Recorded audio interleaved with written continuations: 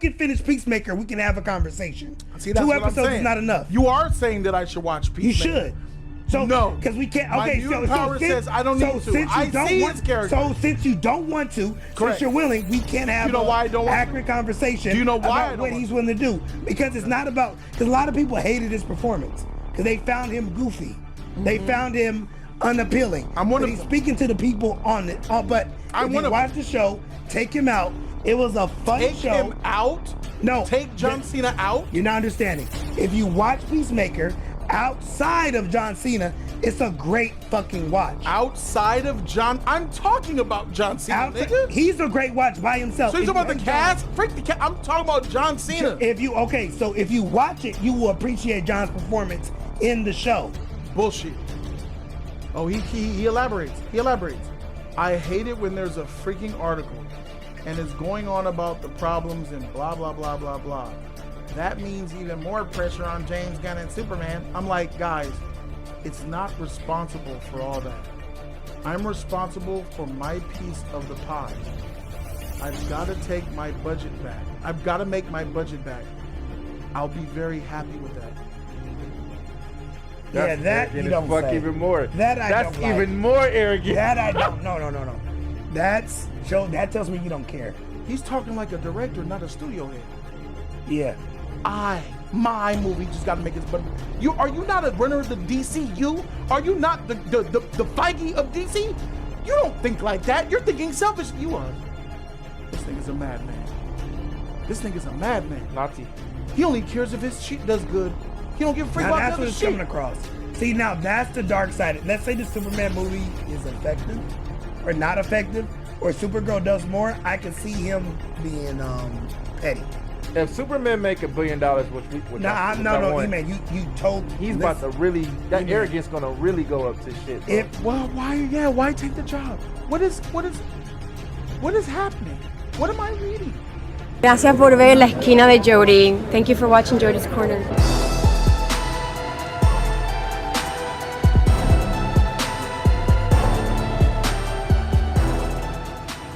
James Gunn gave a really candid interview to Rolling Stone magazine. Rolling Stone magazine did a expose on the toxic Snyder cult a while back, and there's a lot of stuff in here, but we're gonna go to the questions, the Q&A, where they get to ask James a question and then he answers it. So first question, Supergirl, which is out next year, is wrapping principal photography. How much were you on set? He said 0, very little. I mean, at the very beginning, but I would have been pretty busy, as you might imagine. I was really involved at the script stage, but then director Craig Gillespie has been such a great partner. He's just been doing his thing. You never know how something can cut together, but right now it looks amazing. It's really cool stuff. Oh, that's interesting to me. How James Gunn created the DCU, basically. Kind of how, like, Hack Snyder created the DCEU Snyderverse, yet here's a female-led superhero movie in Supergirl, just like Patty's female-led superhero movie in Wonder Woman, yet James Gunn said he was never on set and had nothing to do with the freaking production outside of the Breed stuff. It's a good thing letting other dudes. So here is an example of how a studio boss has nothing to do with Supergirl, and he admittedly said it. How much were you on the set? He said 0. Just like Zack Snyder was on the set for Wonder Woman. The answer is 0. I think this is profound. Confidence or profound? Speaking to James Gunn's confidence in the script, or who he has assigning to Supergirl, or he's confident in the Superman movie. I think he's confident in Craig Gillespie. He's confident in the man who's crafting the Supergirl movie. He likes his ideas. He likes what he's bringing to the table. Yeah. And that stems confidence that he's willing to be vulnerable by saying and admitting, I wasn't even on set. Because I think if James wasn't confident, he definitely would have spoke up on it like, yeah, it's not looking right. I'm going to have to do something about this. That's what you do. Because I remember the production of Wonder Woman 2018 with Batman. I would have said yes, but yeah, I just couldn't quite wrap my head around it. 2018 was offered Batman for him to make that, and he said he would have said yeah. For the Matt Reeves version or just Batman in general? His own little Batman movie. If they came for Batman. So but they offered Superman to him. The Matt Reeves spot could have been James. Yes. It could have been. Yeah. Probably would have been better too. What had to change? I needed the right way in. That required time to think through a few thousand options before I go the way that I thought worked. But I also think that in my life and career has been a gradual softening of the edges. I still like black comedy. I still have edges, but I used to like provoking a lot. And today, although I still seem to do it, I don't really like doing that. In my heart, I'm pretty sentimental. I just believe in basic human values. I think Guardians of the Galaxy was a good starter kit for that. If I'm not mistaken, James is saying he grew up, he was obnoxious and he was immature, and that's why he did garbage, like goofy shit like the Guardians. He was a kid. And he's trying to grow up with doing DC. It's elevating to DC, elevating to the DC heroes, Meeting to the elevating expectations, to yeah. Superman. Meeting those expectations. Which is why he turned it down in the beginning, because he didn't feel like he could meet up to those expectations. Somewhat I look at this as a cop-out, and I say that because James Gunn, people already look at him as a joke-ass, director. They so do. basically, And it's he's like, earned that. He's earned earned that. I'm trying to, switch it up, but this is just basically right here letting them know, like, okay, I know they see me this way. I have to say something to let them know that I am not trying to be this jokey person anymore. Right. Because everybody already afraid of his Superman movie in the first place. They think that it's going to be a joke. They think it's going to be a comedy, not be sincere, not have the story or the love aspect to it. They think it's going to be nothing but jokes, and nobody wants that. So this is a cop-out saying, like, hey, man, I changed. I'm different. I'm not trying to do this anymore. Basically, when you see this movie, you'll see the difference of there's no jokes, there's no anything. There a real serious. This is a real serious tone in this movie. That's what I basically get from that.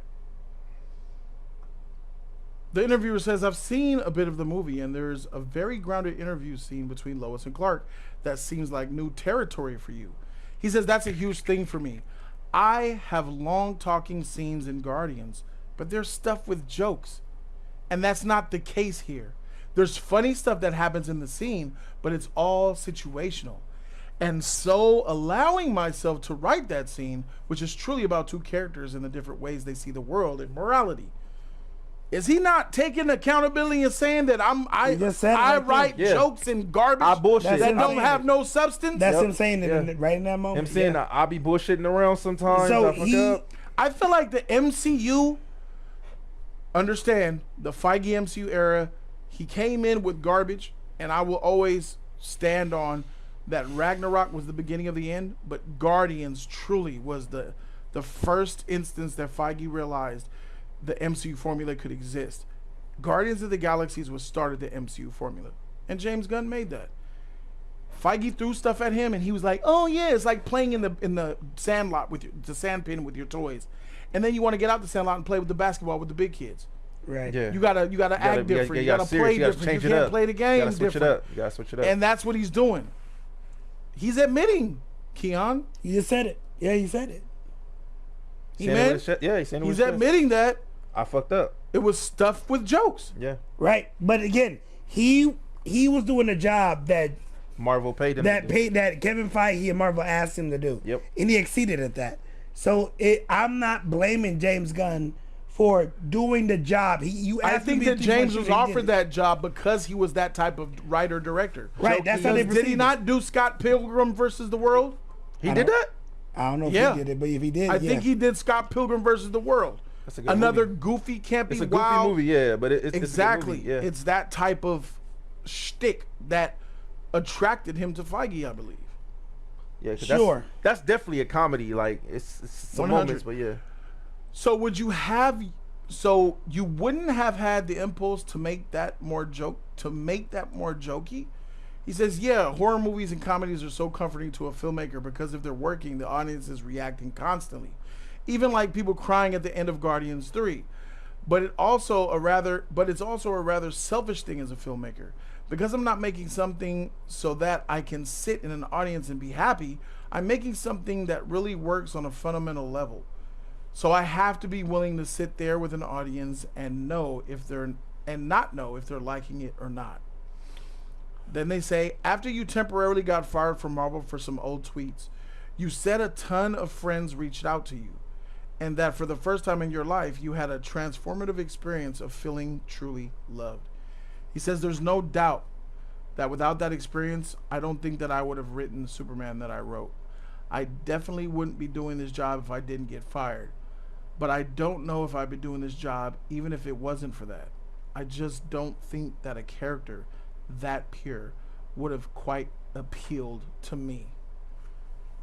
So he was so dark and depressed and in a dark place that he looks at Superman like, this nigga too pure. I can't do nothing. This fool's He got not too much unrealistic. hope in, yeah. But it was his friends reaching out to him, showing the goodness and the kindness was like a Superman moment for him. Mm-hmm. More profound. Kind of makes sense to how That's he's writing that's this character movie. development right there. You can That's see development. how his life experience is reflecting how he's writing this film. Look at all these motherfuckers in the Superman film. Shout out to those real friends that was there for And me. the damn dog that I don't like. How did that open the door? He says, I don't think it opened the door to me writing the pure Superman. That opened the door for me to stop creating so that people would like me. That's downplaying it. So people would love me. I think on some level, everything that I had done came from a pleasing place. Okay. A tap dancing for the audience kind of thing? He says, yes, that's exactly right. Which came from that kid in a dysfunctional family trying to make everybody happy by dancing around. Literally, that's what my effing career was. Not in total, but it was needless. It was neediness on my part, a need to be loved. And one of the most interesting things for me is my relationship with actors. How I got good at working with people like Chris Pratt is because he came in and I'm like, stop, you don't need to juggle. Same thing with John Cena. You don't need to juggle for the audience to like you. You're a freaking movie star. You just be present and be yourself and show that natural vulnerability that's a part of who you are as a human being. And that speaks to people. Any thoughts on that? Go ahead, man. I kind of like that though, because it's kind of like basically telling them to be yourself. Like they feel like they have to be on and change and flip the script all That's the time. something that you did back in the day with your other identity, E. You created E so people would like you. And now you're trying to be E-Man. No, that was actually a real shit though. That happened to me as a child. Big difference. Well, he said he came from a dysfunctional family. Yeah. Well, yeah. So that's part Yeah. of Oh yeah. your Yeah. trip, Oh yeah. right? Yeah. I'm talking about the Wanting to when be you're talking about loved. John Cena and team like that. Or just I mean, Wanting to when you're be talking needed and stuff. Yeah. about that. Yeah. I agree with that. I think that's humble that he did that, and he's letting everybody know the same. You know, you could be yourself. You don't have to pretend anymore. You don't have to do that. Like other directors and writers that you have to do that with. Yeah, With yeah, me, I you can could feel just that. be regular. I I dig that, and that I commend him on that though. That's dope. I take that statement, but in the opposite, but in the same parallel direction. James Gunn is not working with people that's not willing to meet those parameters. If you're not willing to be yourself, if you're not willing to be vulnerable, if you're not willing to give me your all, but in an authentic way, to the point that we're doing this for a job of the audience, not for you to kiss my ass. We're not gonna get nowhere together.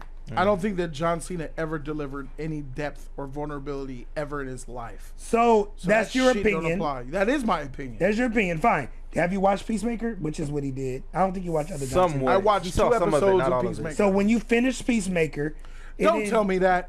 Don't tell me he So- gives the profound emotional not- performance in Peacemaker. So I'm not. Vulnerability. That's not. I've seen him in Suicide Squad. Can I assure you that that's Yes. not what I'm saying? In terms of the Peacemaker set, you can tell that everybody loved work with everybody on the same set. It was a fun watch. It wasn't boring. You can That's tell. not what I'm saying, though. But I'm this is what saying- I'm talking to. You're talking about something different. I understand speaking to what this statement is. Like John Cena, you don't have to prove that you're The Rock. Don't be The Rock. Be yourself. You don't have to go out and try to impress anybody. Put on a good show and the people will come. Regardless. That's what he's saying. That's what I got out of this. They were Basically- talking about basically- being likable. They were talking Like- about vulnerability. Right. And there's none of that. From I John don't Cena, give John Cena doesn't give John off Cena that. in Peacemaker is willing to do more things within his character range that most actors won't do. When you fucking finish Peacemaker, we can have a conversation. See, that's 2 what I'm episodes is saying. not enough. You are saying that I should watch You Peacemaker. should. So No. because we can't. My Okay, mutant power says I don't need to. Since you I don't see want, his character. So since you don't want to, since Correct. you're willing, we can't have You know why I don't want to? accurate conversation. Do you know why I about don't what want he's to? willing to do? Because it's not about. Because a lot of people hated his performance because they found him goofy. They found him unappealing. I'm one but of he's them. speaking to the people on it. But I'm if one you of watch them. the show, take him out. It was a fun Take show. him out. No. Take John Cena out? You're not understanding. If you watch Peacemaker outside of John Cena, it's a great fucking watch. Outside of John, I'm talking about John Cena, nigga. He's a great watch by himself. So you're talking about the cast? Freak the cast. I'm talking about John Cena. If you watch it, you will appreciate John's performance in the show. Bullshit. I seen 2 episodes and I was not impressed. Okay, so I don't need to give you more than that. So you know what? I have a mutant power, Keon. That's fine. I watched one episode this is Jody's Corner. Of what's it called? This is your Secret show. Invasion. I'm gonna let and you I got out of there. This is Jody's Corner, your show. You can be ignorant on that, but until you watch the show, yes, I'm being ignorant. Ignorant as shit. I know John Cena. I seen Suicide Squad. If your brain worked so much, if the show was that bad, it wouldn't have got a fucking season 2. That has nothing to do with that. I guess John. So how do you know the show was so bad? John was such a bad performer. Why does he deserve a season 2? Walking Dead got like 15 seasons. I'm talking about John Cena. Okay, so I'm Peacemaker. I'm refuting your nobody. point. I'm refuting your point about saying we're talking about John Cena, Peacemaker, the DCU. Nigga, The Walking Dead is not assigned to a universe. I'm going to your ridiculous statement that it has to be a good show because it got a season 2. That's a fallacy. That's not what I said. That is what you said. If you believe that John Cena was such a bad performer, I'm asking you, why did he get a season 2 from a show that you didn't watch? Because it was popular. You don't know why it's popular. I do know why it's popular. Objectively, it's popular because it's part of the James Gunn universe and it's a superhero. You don't know if the show is good or bad because objectively you won't give it a chance. It is a superhero. I have nothing else to say, Jody. Superhero you shows continue are your popular. statement. That's what I thought. You have something to say? Cool. Yeah. I'll take that. So superhero shows are popular. Cool. That's why it got a season 2. No problem. I won already. I already won. You sound ignorant as shit. I love that I wrecked you just now. So you're talking. I wrecked you. I already wrecked you, nigga. So you want to talk at them, not at me. I'm talking. I already wrecked you, nigga. You're done. All right, we're done. You're wrecked. So let me talk then. It's your show, dude. Shut the freak up. It's your show, nigga. Since you don't want to talk. It's your show, nigga. Right. I already won. So this trash nigga is telling me that I don't know John Cena because I'm ignorant. Guess what? Peacemaker season 1 came out. I saw the first 2 episodes. I was not impressed. I said, this is that corny, goofy shit. Miss me. There's nothing profound in that series. You guys think it's good. That's regardless. I don't care about that. There's other reasons and biases that'll make you think that. I'm not down for John Cena as Peacemaker because you know why? From what I saw from him in those 2 episodes, and then me seeing Suicide Squad, which is a continuance of Peacemaker. And guess what? After Peacemaker, and we see him in Suicide Squad, what happens? Nothing mattered. Nothing mattered. Suicide Squad, he was a murdering savage. Suicide Squad was before Peacemaker. Mm-hmm. Suicide Squad, he was a murdering savage, and then he comes out with a series, and now people like him. So we're gonna pretend like in Suicide Squad he didn't murder Deadshot. What was his name? Ric Flair. No, not Ric Flair. Ric Flag. Not Rick. Yeah, he murdered Rick Flag. Yeah. He murdered Rick Flag. Are we gonna pretend like this nigga's not a bad guy? Oh, we're gonna put him in the series and give him a backstory. You know, his dad's a bad guy. His dad's kind of whatever, blah blah. He had a hard life, and nigga missed me. And then we got a season 2. We understand why we got a season 2. There's 2 reasons. Number 1, it's a superhero show. There's like 5 seasons of The Boys. The Boys ain't been good since season 3, but people keep watching it because it's Homelander. Blow a head up. It's the campy stuff that exists within these comic book iterations that we love and hold dear as nerds. Number 2, it's James Gunn's product. He runs the DCU. He wrote this series, and he's putting all these heroes in it. That's the single greatest reason why Peacemaker season 2 is out. It is not on the freaking the foundation that Peacemaker brings, because Peacemaker, just like Creature Commandos, just like Suicide Squad, none of it matters. It's crumble it up and throw it in the trash. There's no meaning behind any of those characters, which is exactly why James Gunn is being asked these questions. Because if you look at his hit filmography outside of Guardians of the Galaxy, if you look at that, you see mindless, meaningless, no substance, jokey, campy, mediocre, entertaining movies that go nowhere. And I would argue that even the Guardians of the Galaxy goes nowhere. You're about to see Star-Lord and White Vision. Why are they linking up? That makes no sense, but it's happening. You should have ended Star-Lord, but he's coming back. Who cares? Gamora's gone. Who cares? Mantis is kind of running the show. What the freak? Drax is gone, and no one's going to care until they realize, where's Drax at? Batista don't mess with Marvel no more. He finna come over here to DC with James Gunn. All of them had no real legitimate ending. A raccoon has more development than Star-Lord. It's these reasons why I don't take Peacemaker, Creature Commandos, or the Suicide Squad seriously. And judging off these answers, James doesn't really either. He's growing up now. So he's doing Superman where there's actual real stakes and there's like real things at play here that actually does have some level of substance to it. He can actually be proud to put something on his resume that has probably changed people's lives. I'm telling you right now, Guardians and Suicide Squad and Peacemaker ain't changed near not a nigga life anywhere. But the Superman can, and it probably will. Next question. This is him sitting on a couch. That's crazy. That's a crazy pose. So you were giving that advice, but not to yourself at that point. Really good at giving that advice, but not taking it to heart in a way that was transformative, which is what that moment gave to me. But again, I'm not perfect on the other side of it. It's not like I'm still doing things to validate myself in some way. That's still part of me being a effing imperfect human being. But my basic life choices are not made according to that. Question. Even if you were initially worried about the idea of Rocket and Guardians, you said it would be like having Bugs Bunny with the Avengers. So clearly audiences needed to evolve to accept a flying dog in a movie. You paved the way. He says that's right. Rocket made the world ready for Krypto. Although in a way, Krypto was way more grounded than Rocket because Krypto is simply a superpowered dog. He's just a poorly behaved dog, which is what my dog is.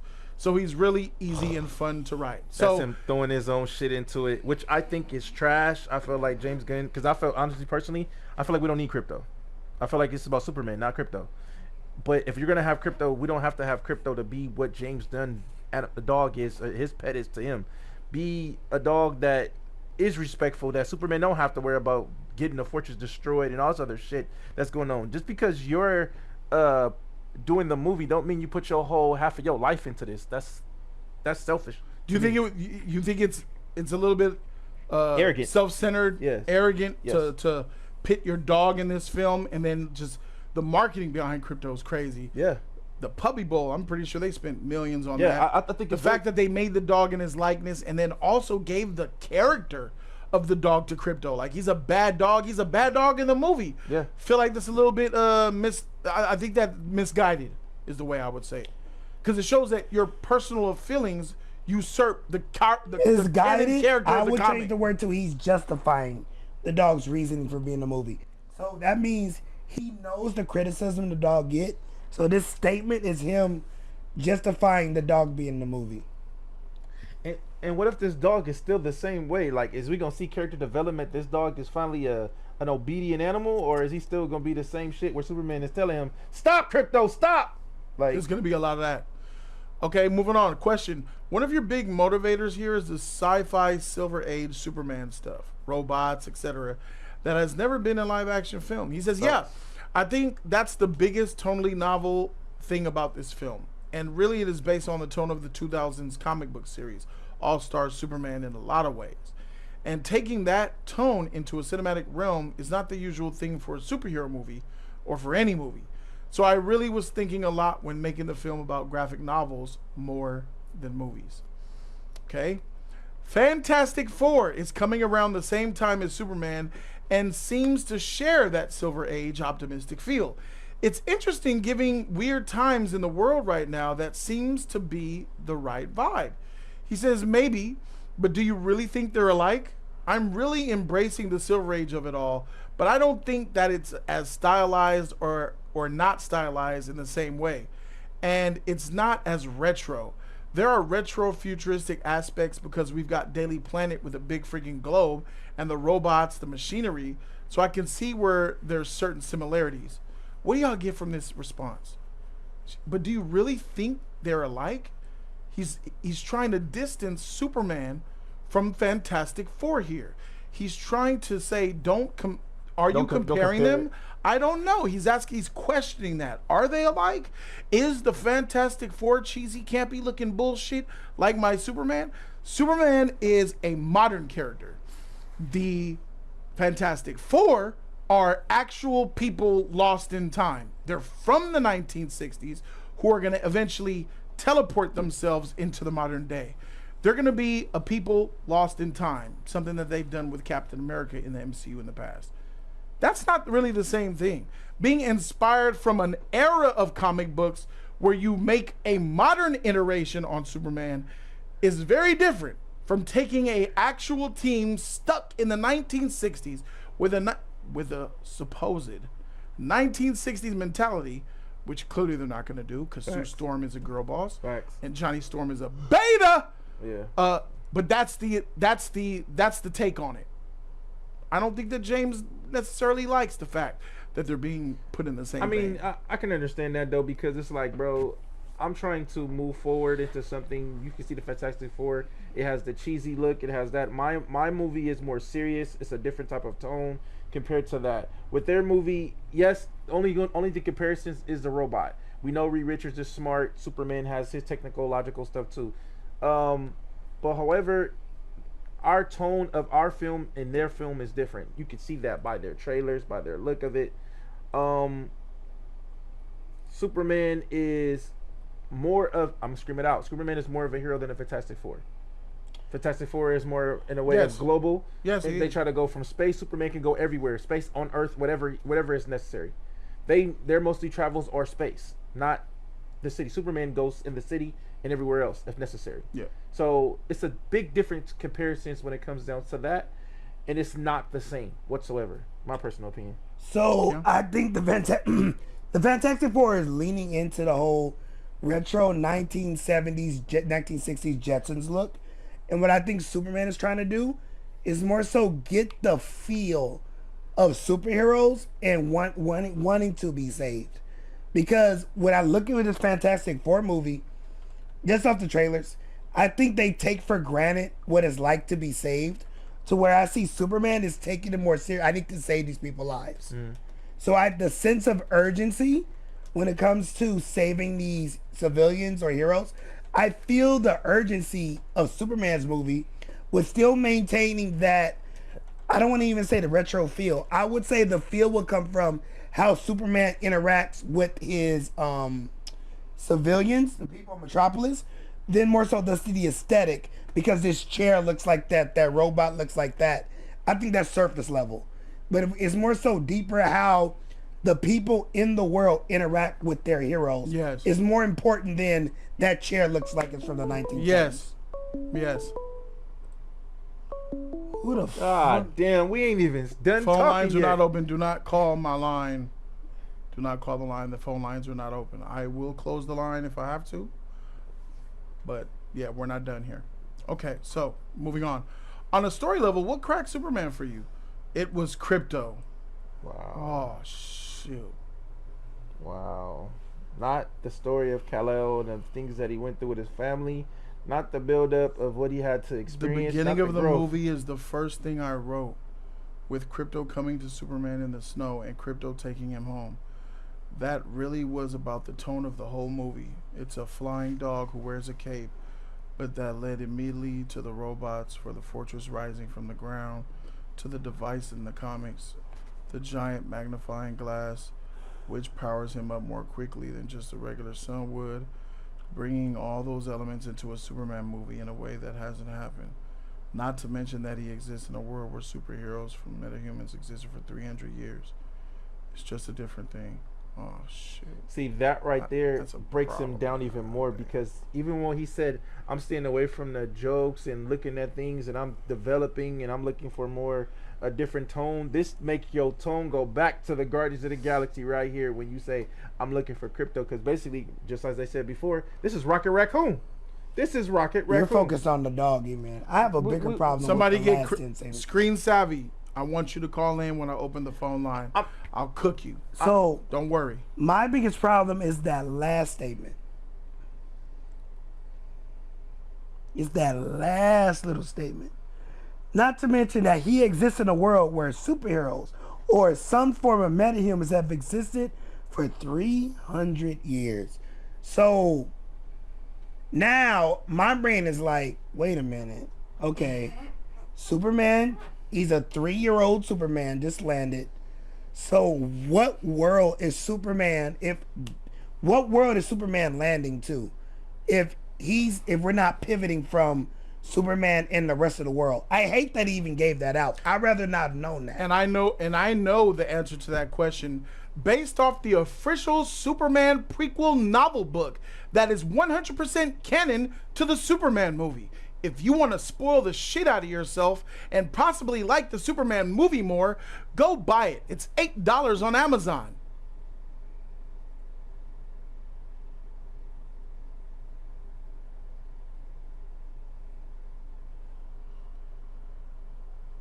Eddie Murphy once told me that nearly every bad movie happens because of Hollywood's habit of setting a production date before they have finished the screenplay.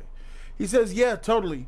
Listen, you can do everything right and make a bad movie. I'm really compassionate towards people that put all of their all into a movie. I know some people that were my former workers at Marvel, people who made some of the worst movies. They were people that were lazy and didn't put in their time in. And then there were other directors that worked really hard and maybe didn't have the best movie come out, but they did everything that they could. But I do believe that the reason why the movie industry is dying is not because people not wanting to see movies. It's not because of home screens getting so good. The number one reason is because people are making movies without a finished screenplay. That's not the number one reason. The number one reason why people are not going to see the movies is because the movies are bad. Yeah. People don't want to pay money to go get mad, frustrated, or angry, and waste not in a good way. Not in a way that the movie tells them to or guides them to. Nobody wants to spend their hard-earned money sometimes to pay for parking, get dressed, go pay for parking, wait in line, get your ticket scanned, pay $30 for some concessions, and then pay up to $100 for a family of 4 to go watch a bad movie and leave in a bad mood and feel like you wasted your time. A safe movie. Because at least back 20 years ago when movies weren't as profitable, where it was okay for you to make a little bit past your budget, just make a little bit halfway, those movies maybe not have made $1 billion, but they were at least good films that people were able to watch. It may not have made the money. Now, because movies become so much more expensive to make, it's at a point to where if it don't make more than a double of the profit, it's a failure. Yeah. We make our money back, it's a failure. So it's the fear of making movies now that is not going to make double its profit versus just making a movie, period. So the love of filmmaking is gone. Yeah. That's what's not being They're not said. making movies anymore that are so much entertaining that for the actual natural viewers, for them to continue want to keep going. Because as we always say, it's the word of mouth. And all it takes is one particular person to say, hey, bro, this movie is trash. Don't waste your time. That's it right there. The people are not going to see this movie.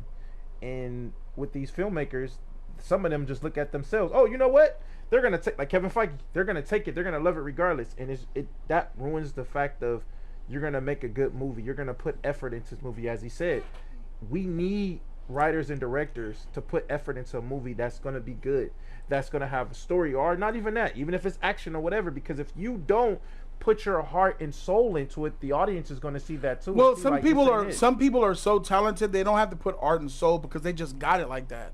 You know what I'm saying? Like some people just are gifted with storytelling and that camera work. They just know what they're doing. They see it and it comes naturally to them. It's no different than LeBron James versus Monte Ellis or something like that. You know what I'm saying? Both good basketball players, but there's levels to this shit. Yeah, it's the same thing. But the passion has to be there too. You know, there's a lot of directors that make movies without passion and they still end up good. Some of them end up bad, but some of them end up good.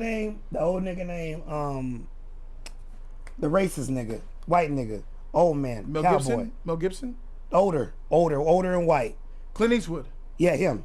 Yeah. Just like him. He makes movies every goddamn year. He turns them out. But are they the highest quality Oscar-winning films? Some of them are. Some of them are. But for the most part, pretty good. But out of 10 movies, really good movies. but over the last 20, out of 10 movies, maybe Yes. 3 of them are Oscars. But the point is, he's putting movies out without the fear of failure. He churns. That's the problem. Yeah, Quentin Tarantino is a passionate director. Yes. He's not a churner. When he churned one time in his career, and the one time where he churned some shit without some real passion and shit behind it, it failed. You came out with Once Upon a Time in Hollywood. Oh yeah. You know what I'm saying? And that could have been really good too. Yeah. All of his movies have been passion projects except that one. That's just like, I just went to swan song to Hollywood. I'm in Hollywood. Show a love letter. Right. Miss me with that shit, bro. So everybody has their comings and their goings. A couple of donations I want to read here. Cena was a corporate champion in his WWE prime. No one liked him except kids. Gunn at least put a stop to this kiss butt attitude. I don't even know what that means. Kids butt? I don't even know what that means. When you suck up and you like kitty stuff. I know. But I don't think that Gunn. think that Gunn put a stop to it. That's what I'm saying. No, I don't know. James Gunn helped create the kitty MCU formula that I hate. Yeah, I agree with some of it I love, but some of it I hate. No, for the most part. Yes, he did it. The direction of Marvel is because of James Gunn. Correct. Before that, it was Dark World. Correct. They did Dark World. Correct. All that other shit. Correct. Captain America Winter Soldier. Yeah. Yeah, that was the Civil tone. War. Brave New World. Yeah. That was the tone before Guardians. Correct. Yeah. Guardians changed the whole MCU. That's what ruined it. As we know That's it, what bro. ruined it. Yeah. DJ said Superman CGI is just as bad. Stop being biased. It's not just as bad. DJ, you're on rocks. You got bad eyes. You probably got corrective vision. Something. I'm willing to bet any one of those things before I believe what you just said here. That the Superman CGI is just as bad as that goopy monster in that Little Caesars commercial. Yeah, this just shows how far some of you MCU fans have gone. Logic and reason is lost on you. So you are a fanboy because you're not able to see the BS. I can see problems with Superman. Number one thing, I don't like that suit. That suit looked garbage. A fanboy would never be able to say that. Joe, and you can admit that CGI looked whack in Fantastic Four. The most marketed DC movie ever was Batman Forever. McDonald's and Burger King were killing each other for the ads, and the toys were insane. I do remember that, bro. The toys, Alfred, the Burger King kids meal and a McDonald's Happy Meal. I remember that. Nigga, we used to get real toys on them Happy Meals, dog. Them days over. Nigga, I remember us getting glasses. The Disney freaking collaborations was insane. Now these kids nowadays in their McDonald's, they ain't getting shit. Some little Chinese plastic shit that don't move. We used to get Hot Wheels back in the day too. That shit lame. Yeah. That shit is so lame, bro. So Joe says the Sultan of the Ottoman Empire, Suleiman, had 300 concubines and 4 wives. Dude was banging walls. Yeah, we was talking about the old chick with the 20K deep. Yeah, okay, I was confused for a minute. Like, what's talking about? Next question. And that's one of the biggest rules you've made for DC, that they have to have finished scripts. Check this out. He says, yeah, we just killed the project. Everybody wanted to make the movie. It was greenlit, ready to go. The screenplay wasn't ready. And I couldn't do a movie where a screenplay is not good. And we've been really lucky so far because Supergirl's script is so freaking good off the bat. And then Lanterns came in and the script was so effing good. Clayface, the same thing, so effing good. So we have these scripts that we've been really lucky with or wise in our choices or whatever the combination is. See, I don't know what that is. I don't know if he's shitting on Matt Reeves. Good. I know what it is. Like I think he's shitting on Matt. Like I feel like he's pushing Batman products to push him even further out the date. He's not talking about Matt Reeves because the Batman 2 is still coming out. Just to help you there. He's talking about the Batman 2 is still coming. In general. What was greenlit? And I said this to you guys. Man, shout out to this article. I don't know if this. I said to you guys on Friday towards the end of the stream where I was just like shooting topics and we were talking to people on the phone. James doesn't even know what's going to for sure come out. He doesn't even know. Greenlit and all that based off his own rules he don't know, let alone what Zaslav is putting on top of him. He just admitted a project was just killed. And it was a project that he already greenlit. Oh, I know what you're about to talk about. No, I'm not talking about Waller. Oh, okay. I think Waller, I already said what I said about Waller. Nigga, I feel like at this point, the burden of proof is on him. Yeah. I said it was shelved, It didn't come out on his release date. It got pushed back at least a year. When's Waller coming out? Don't know. It could be. I'm not even saying it. What happened to the Authority? Is the Authority gone? Is Swamp Thing gone? Because you named a couple of movies that were supposed to come out. Yeah. Mm-hmm. Yeah. But they ain't greenlit it because the script wasn't ready. What was it? What was that movie? We don't know. We won't know. And how We'll never know. And we'll never. Will we? It's not that we'll never know. Years are gonna go by before we know. Hindsight Unless will he know. says it. We'll know in hindsight. In hindsight, but that could be 5 years from now. What the freak is going on? That's why it's important to, when you announce a slate, stick to it. Not all the time you're able to do that. Because, Some people think it's Sergeant Rock, but I definitely don't think it's Sergeant Rock. oh, isn't that what Colin Farrell said yes to the movie. Yeah, Yes. he signed to that, right? Yes. Colin Farrell signed on to that shit. Yes.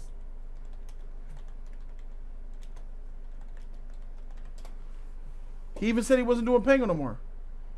In talks to play Sergeant Rock. Yeah, directed by Luca Dugano. Project Reunion got on with the writer Justin. Yeah, last time I checked, yeah, he was good on it. Yeah, they haven't started production yet, but I'm sure that this movie is supposed to be coming though. Yeah.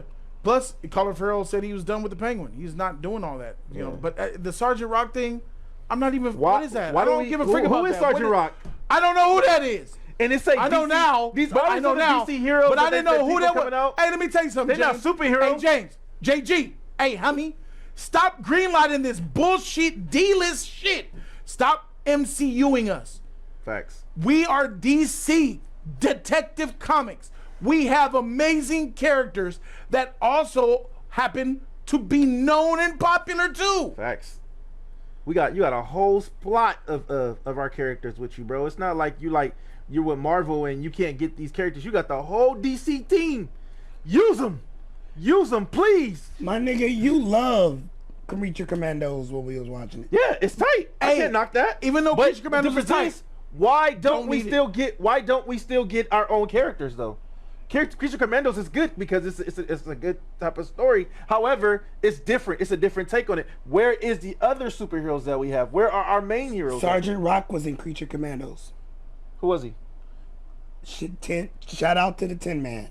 Remember the crew? That's Sergeant Rock. So you remember the group that of GI Robot was in? The one he took a picture with? Yeah, those were Sergeant Rock was the commander. Oh, so we're getting a GI Robot movie. Why? Not why, but I'm just telling. He was in. No, Creature that's a Commandos. very good question. Why? You should not make movies based off of these cartoons that he's making on Max. None of that. And I'll be honest, I don't necessarily like the fact that Lanterns is a freaking streaming show. Yeah. If one thing deserves to be a film, it's freaking Green Lantern. Yeah, that should be in theater. Let alone Jon Stewart, because we've been waiting for him for a minute. Yeah. He should be on the big screen regardless. We should not see him on the silver screen. So what the freak is really going on here? Like, you're gonna make Sergeant Rock gonna be in theaters, but Green Lantern's gonna be on streaming now? Yep. That's just not a good look for me. We have a lot of DC characters that need some shine, that have been waiting in the shadows. We haven't been used at all. And you coming with this Sergeant Rock, the Authority, my nigga, Swamp Thing. Like, bro, I appreciate it. It may be Ben and Deathstroke. It may be Ben and Deathstroke that got canceled. Remember that movie? If that's the case, should have been Clayface then. If that's the no, point. Clayface is cooking. Clayface is chugging along. So while I appreciate the candor and honesty in this article, it is making me triggered to know that such fodder is being greenlit like Wonder Woman. Guys, Wonder Woman is years away. And I mean, it's years away. In development, that means they are just thinking about how they're going to write the story. Ain't no script for that who's movie, going to be bro. the writer? Yeah. So, hey, Jody. You can't. Jody. Yeah. I'm in development. I want to do a Wonder Woman movie. Yes. Officially in development. That is, I need you guys to know that. In development is like a thought niggas had at lunch. Nigga, we had a little conversation while we was drinking Mai Tais, and we were talking about, hey, we should make a Wonder Woman movie. You right. Hey, Jody, watch this. You're gonna watch My Hero Academia.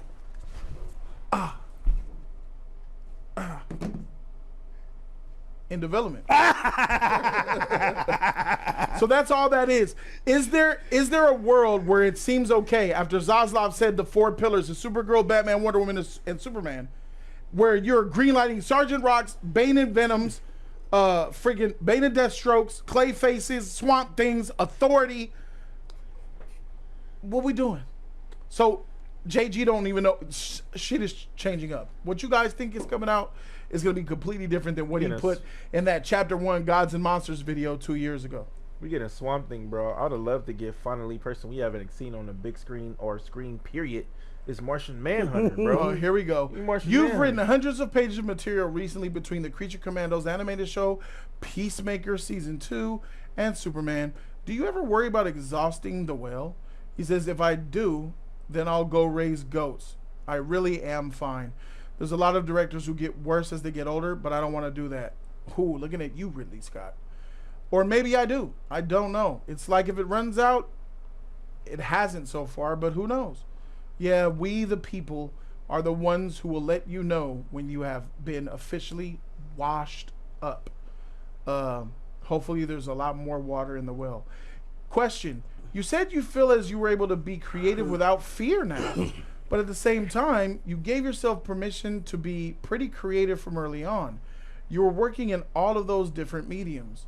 He says, I had comic strips published everywhere. That was really the thing that I thought I was going to do when I was younger. I wanted to be like Berkeley Blvd from Bloom County.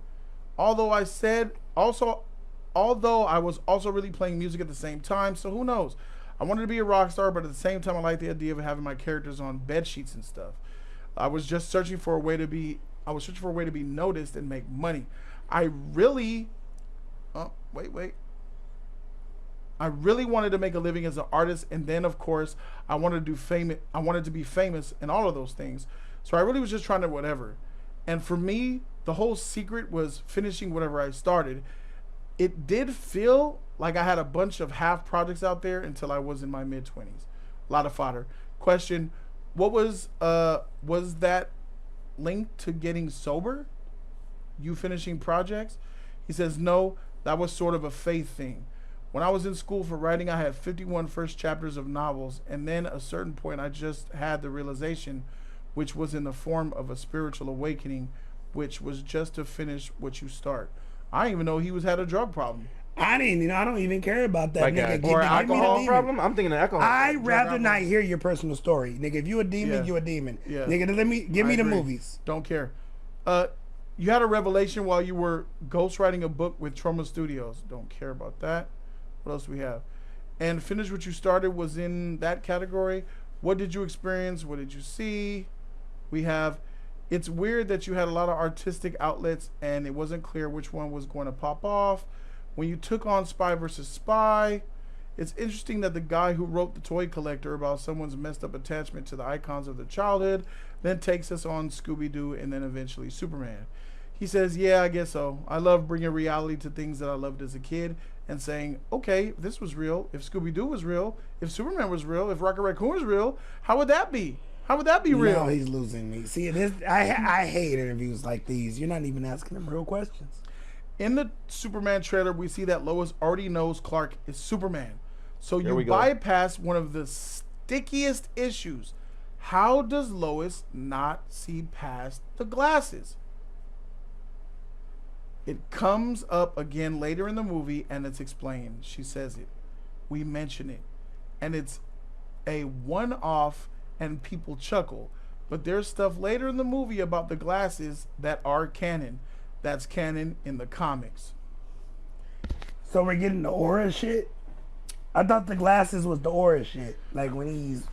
So we don't know what he's going to do in the movie. From what you know about Superman. I'm just going off of your canonized knowledge. What could it possibly be? So there's goofy stuff? And I don't want both. I don't know what he's going to do. I don't know the modern stuff, what they're doing with his glasses. Just give me what you know. There's two things. They just don't recognize him. That's the most popular. And one, right. he like putting a freaking spell trends on people. Right. Where they just, like it's magic over the glasses. Almost like that. Yeah. I don't know what modern shit they're doing, but the most popular one is like, hey, bro, the demeanor change, the posture change, the voice change, the hair change, the glasses. Oh, that And niggas the just don't cheesy recognize shit. it. Yeah, the cheesy part. And then there's the whole I put a spell on you because And you're now They kind of pushed this in Smallville. He was saying that even though he was just Clark Kent with Superman, but he was saying though, like, if he noticed that when he was goofy, like, or a dweeb, nobody paid attention to him. He was, oh my God, I'm sorry, falling and shit. Yeah. Nobody paid attention and they're gonna expect that this man is the most powerful man in the world, and that's exactly what happened. I don't buy that either, nigga. I really don't. If you're the only black man, nigga, you 6'5" in China. No. But he doesn't walk like that though. But okay, like this. Change Like this, the like, whole demeanor. like this. He like this. Ass out, nigga. He like this. That's how he walk. Nah. Nigga, that's how Clark Kent walk when he's Superman. No, he it's like more, this, dick out. It's just It's a slouch. It's like a little high talking. You seen it in the trailer how he was like, yeah, Lois. Yeah. All right, let's talk. Right, I did He see was that. Clark, Miss Lane. Yeah. All right, let's talk. That was And then Superman. he was Superman. That was Superman. Let's go, Cronkite. That shit's fire. Yeah, that was Superman. That's fire. Yeah. And like in the Superman, when she went to go dress and he took off the glasses and he stood up. Lois, have some. That's when he went to Superman. I'm sorry. You like hamburgers? You like hamburgers, Lois? Lois always was like, Skeptical. she always suspected that he was Superman. Yeah. And she would always say things, put herself in certain. There was times in the comics where she put herself in certain scenarios so that he would expose who he was, and then he always find a way to get out of it. In the movie, she jumped out the goddamn window, and he super she did lots of things in the movie too. Yep, she the jumping off the Hoover Dam or whatever into the river. Lois, what are you doing? Yeah, What? jumping off the building. Yeah. That's her thing. That's their thing. It was cool. Yeah. There's a controversial 70s issue of the comic book where it shows that Superman basically uses super hypnotism to change people's perception of him in the glasses. It was an idea sent in by a fan that has been mostly ignored since. He says, something like that. I only know it from Tom King, who's a DC writer. The first time we met as Peter at Peter Safran's house, we had this sort of writers group come in. One of the people was Tom King, and he was the most helpful. I'm like, I just don't know how to freaking deal with the glasses thing because it bothers the F out of me. All that little stuff that people are like, it's a fantasy, just let it go. I'm like, no, I have to explain everything. Everything for me has to come from a place where I believe it, as outlandish as it is. With Rocket, I cannot just take a talking raccoon. It had to have a real foundation for where he came from and how it came to be. And I needed to believe that. I like that. That's a good and bad thing. That's a man that's showing us he's passionate about his That's project. a good and bad I thing. like that. I like that too. That gives me hope. But you I don't can necessarily believe that he there's flaws to established that, that with Rocket. I don't necessarily. No, But until three. That's when we you found don't out. have to. And Groot. Some things are left to comic books. Superman wearing trunks outside. Yes, You yes. could just say it's just so he's goofy, so Yes. kids aren't afraid of him. Right. You have to leave the goofiness obscure there. And James, I trust your writing enough to where you could write something, one-off laugh, and we can continue. You trying to explain every nook and cranny is going to go down a rabbit hole where people can try to poke if this makes sense or not. Poke the bear. Yes. Was different. I'd rather you just, it's a superhero movie. Just let it go. Like, all right. Yeah, like, I'd but rather that's you what do he that. said pisses him off. Right. And then he's coming off like, it has to make sense. It has to be a reason. Right. A reason. Yeah, I'm This getting is coming mixed from messages. the Creature Commandos director. Right. This is coming from the Suicide Squad writer. This is coming from the Guardians of the Yeah, Galaxy guy. that statement I'm is so kinda mixed. sorry.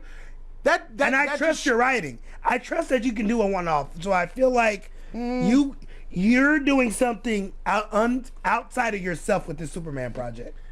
Isn't that a quick glimpse at how he's he writing sees it. himself? Yeah, yes. Yeah. Oh, definitely. Doesn't he- This Yeah, Superman it's all movie's part of that, exposing yeah. him. How the true James Gunn is based off of this movie. Not Suicide Squad. Yeah, he's Superman. Not Dawn He's of the Superman, Dead. yeah. Not no film. How I judge James Gunn as a film is based off of this. You got no handcuffs. You get what you wanted to do. Nobody's holding your hands. Yeah. You got the budget. You got the writers. You hired the team. All of this is on you. So this is totally reflection of how you feel. I don't know. I agree with that statement. Yes, he has no excuses for this movie. On this whole bar. Yeah, seriously. But what I was talking about is in his response here, though. This response is kind of crazy to me. It's a little bit of a little shocking. He's vain. There's a subtle arrogance about him in here. And arrogance or that. honesty. Well, we it see depends that. how you Yeah. look Yeah. at it. We Oh, see It can be here's both. how I'm looking at it. Look. He said, I don't know how to effing deal with the glasses thing because it bothers the that's F out of honesty. me. So all the little stuff, people are like, it's a fantasy, just let it go. I'm like, no, I have to explain everything. Everything for me has to come from a place where I believe it, as outlandish as it is. And then with Rocket, I couldn't just make a talking raccoon. It had to come from a real foundation. But does that mean that the things that you've done in the past, a la Rocket Raccoon and Groot and Eagly, right, are it's not for things John. that you believed in the whole time? So are you like validating all the ridiculousness that you've ever done to the point where you're like, to yourself, it's like, oh, this makes perfect sense. This is perfect for me. This is rooted in reality. Nah, I'm not buying that shit at all. I think that's what he's actually saying, though. Like, Yeah, it's vain. It's arrogant. It's his own little passion, And it's cat. It's his passion fruit to it. Like, It's a little cat, my nigga. I'm calling that cat. Yes, sir. I'm still in James Gunn with Trust Trico. You can go fuck yourself. I mean, yes. It's a lot that he has to prove with this, but I understand. But these I comments understand are- with the glasses part, because even though you're trying to reach the people that are Superman fans or make people become Superman fans, people will still ask that question: why no one can tell that this is the same individual, this is the same person? And a lot of people who bash Superman always ask, he's wearing glasses, you know who he is, it's the same person. So to get that idea to, okay, I have to make sure that it's believable, not just with me, but the audience, to let them know, hey, this is what's going on about E-Man, what do you this. get out of this statement? Which part of it? I'll highlight This it for part. you. I This just one don't here? know how to fucking deal with the glasses thing. Right there. I get as that the audience is not gonna buy it. The audience is not gonna. No. He doesn't know Superman in that statement. Well, true, but I'm saying, Well, he doesn't know the mystery. He doesn't know the Lord. Glasses. the Lord, Yeah. the Lord, Yeah. the Lord. Yeah, and the Lord has been canceled many times, too. I can hold my. See, I hold the niggas I love accountable. Does James Gunn know Superman? Based off that statement, that's concerning to me. If I'm a Superman fan, that's like you saying I don't know how to balance Bruce Wayne and Batman. How do you deal with a nigga that's up all night, but then he has to be a person in the day? That's I am being That's a hard extreme. question. I'm doing that to hold my nigga accountable. On the surface, Correct. being a surface level Jody, no, he doesn't know Superman at the moment where he With had that statement. Tom King after he got the green light. And he's been offered the movie for years. Sure. See, it makes me look back at his previous statements and it'd be like, is it true? That's all it does. Question it, right? That's Yes. all I'm doing. You guys have to understand. This is James Gunn talking to a reporter. He's gonna be PC. He's gonna say the things that he thinks that people want to hear. He's not gonna be brutally honest because nobody in Hollywood Or is honest with brutally anybody, honest right. with anybody. That's- Yeah, because that's true. you're gonna get judged. What I believe in when he said how people came to him and that changed him. How people came with their Right. goodness and their kindness and their words of affirmation and showed him real love while he was being canceled by this freaking corporate Disney trash freaking company. But also at the same time, I believe that he doesn't want to, that cancellation that he went through just made him go do this. Yeah, it sunk him in. He sunk and put 3 cages behind it and locked the doors with a retina scanner. Right. He's never going to put himself out there like that again. Like, we'll never Or get slip up. Guardians of the Galaxy James again. No, That's it. That James he's is a so good thing. over. He's so scared to be canceled again, to be exposed and all that. That what he went through, he'll never let that happen again. He's watching in his everything, close yeah. circle of friends. He could joke like that and say them things and have them parties. Even or then, he's whatever. As soon as they pull that recording, even then, I said, nah, that's put why I that said phone away. it's close circle of friends. Yeah, put that Not phone away. Put Hollywood that phone friends. I'm away. talking about his real friends. Yeah, you know what I'm yeah, saying? yeah. Is when he could do that. But right now, bro, he not effing with that shit ever again. That's Like smart. he's gonna, That's he's smart. still, he's still the same person I believe up here, more mature and all that, but he understands more. And to be honest, when them tweets came up, he wasn't a popular person. He just was coming up with the Guardians. People were starting to see him, and then that's what they hit him with the old tweets. That's before he was PC and that really was before well known. Guardians 3. Exactly. Suicide Squad 2. The big difference with me is like, you could bring up old tweets on me if I ever was to like get a job in Hollywood or whatever. Look at what Jody said. I'm like, yeah, I said it. I'm mother freak. What now? What? I said that shit back then, and I meant it back then. They can't hold you. This is who I am, bro. What are you talking about? I'm not about being PC. This is who I am now. Exactly, bro. Yeah. Trump is the president because he was not like the rest of the politicians. Right. Yeah. That's the only reason why he went up there in them debate stages and was being a regular person, and people still don't realize that. On that stage, gang of politicians. Trump was up there being Trump. Yeah. And they was like, he a real nigga. Right. I don't like him. I'm gonna vote for this nigga. This is something different. Right. I ain't never seen this before. Off the wall shit. You know what I'm saying? Yeah. So, it's a little bit of arrogance in there. What were some of the other things that you felt you needed to explain to make this Superman work? That's a good question. He says, here are the things that I know I don't explain, that I don't even want to say out loud. But I wanted Superman to be vulnerable. I see online things, who would beat whom? Homelander or Superman or whatever. Adam Warlock or Brightburn. And I'm like, this is the freaking stupidest conversation. Like, so then whoever would win this fight means that they're the best? Because I'll just go out and write God-Man who can destroy you in a wink and I win. I win all the fights forever. But I didn't want a Superman who could punch planets. And we're creating a whole new universe now. So what's a girl with wings gonna do in the face of that? So he's a little less powerful. Green Lantern, Guy Gardner's pretty freaking powerful. They're all pretty powerful. I don't like the sound of that. I don't like the sound of that. What don't you like about it? I don't like the sound of that because you're telling me Superman is strong, but he's still weak as fuck. He's not as powerful as That's what you got out of that?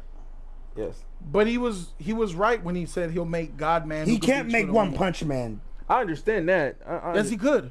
I understand. I know he said it. No, he was wrong. He was wrong when he said Homelander versus Superman. Bam. If that's the only one it cares about, I'll just make God-Man who could beat you in a wink. One Punch Man. That would be a #1 bestseller because some of these dweeby nerds put One Punch Man against Superman, even though that nigga's a parody joke. Yeah. Look how far One Punch Man got with just punching you once.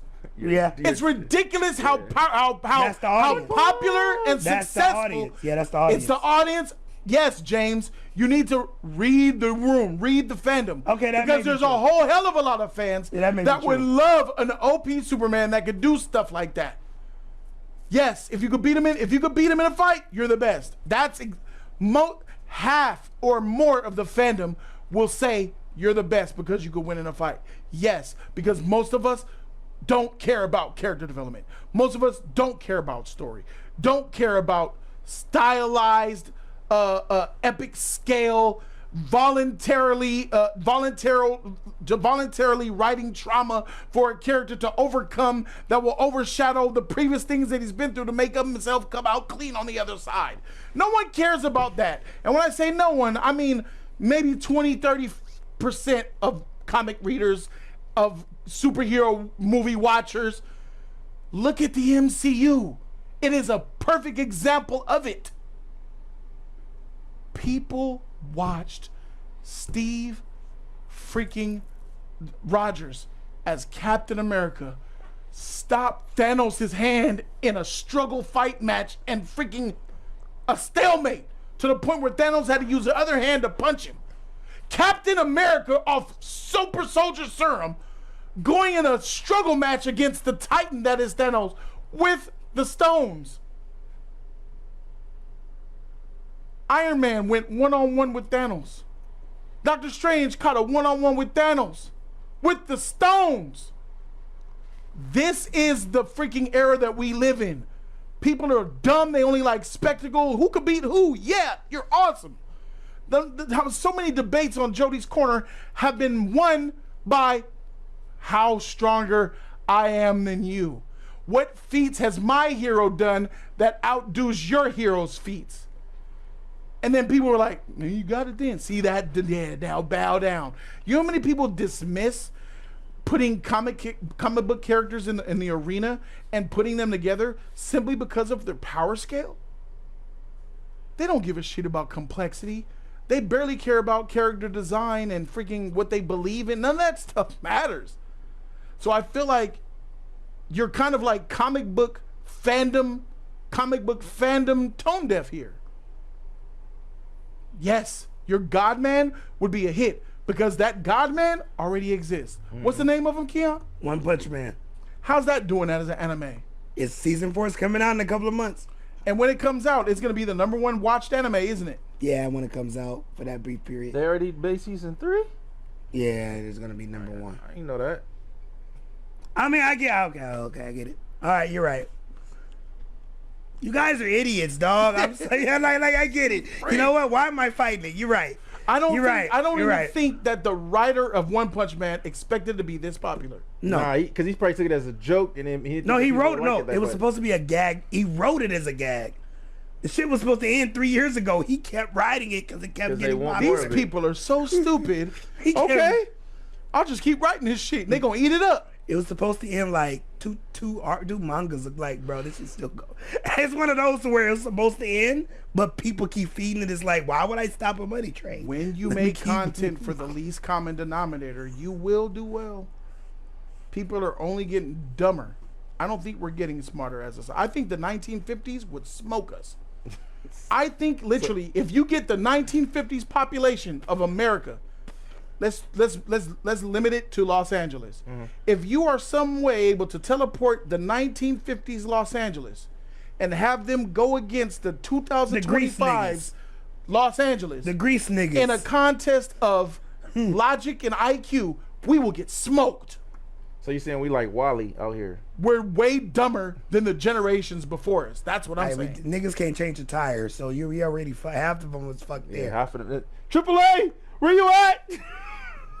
Moving the frig on. Yeah. What else did he say? There are people who have been saying that the whole future of the studio might be riding on this movie. How do you work in the face of that kind of pressure? Okay, he says, really, I just go, that's their business. Because that's not the truth for me. My truth is that this is the first movie out of DC Studios. This is already cap. I'm already calling it cap already. I can't even finish this shit. That first sentence is cap if I ever freaking read it before. All of this pressure that DC's putting on you, and you're saying you don't feel it, it's just another Superman movie to me. My truth is that this is the first movie of DC. Your truth, as soon as someone says my truth, they're a liar. This is how I do it. This is how I operate with the Me Too, the people canceling, and the women say, he touched me, and then they're like, say your truth. My truth is this. Okay, you're just a freaking liar then. And I'm keeping that same consistent energy with this statement here, where he says my truth. Bruh, miss me. My truth is that it's the first movie out of DC Studios. Other people may say it's got to be a home run, nothing else. I'm like, no. I'd be very happy with a double. Freaking Iron Man wasn't the be all end all. It wasn't Avatar. Yes, it was Iron Man. Yes, it was Iron Man was the end all be all. If Iron Man flopped, the MCU dies. What are you talking about? I can see why James would say that though. Why? What are you talking about? Because he doesn't see Iron Man. Iron Man was the end all be all. The Hulk came out after Iron Man and only made like $300 million. If Iron Man didn't make that $575 million, the MCU never happens. It went bankrupt. It's over. We get it. It's documented. But the producers are speaking on it. There's like a documentary on it. What are you talking about? James. That's a lie. James sees his Guardian movies is what kept the MCU alive. Oh, bigger than Guardian. He's saying James C. That's the shit I'm talking about, okay, Karen. That's that arrogant shit. No, I'm with you. But that's what that statement's speaking towards. Holy So freak. for him to say the statement that Iron Man wasn't, he said fucking Iron Man didn't do it. So that comes with a little bit of vigor. That's definitely so that means he didn't Iron Man. No, he didn't believe in Iron Man. No, because remember Thor: Dark World, whatever all that shit before that.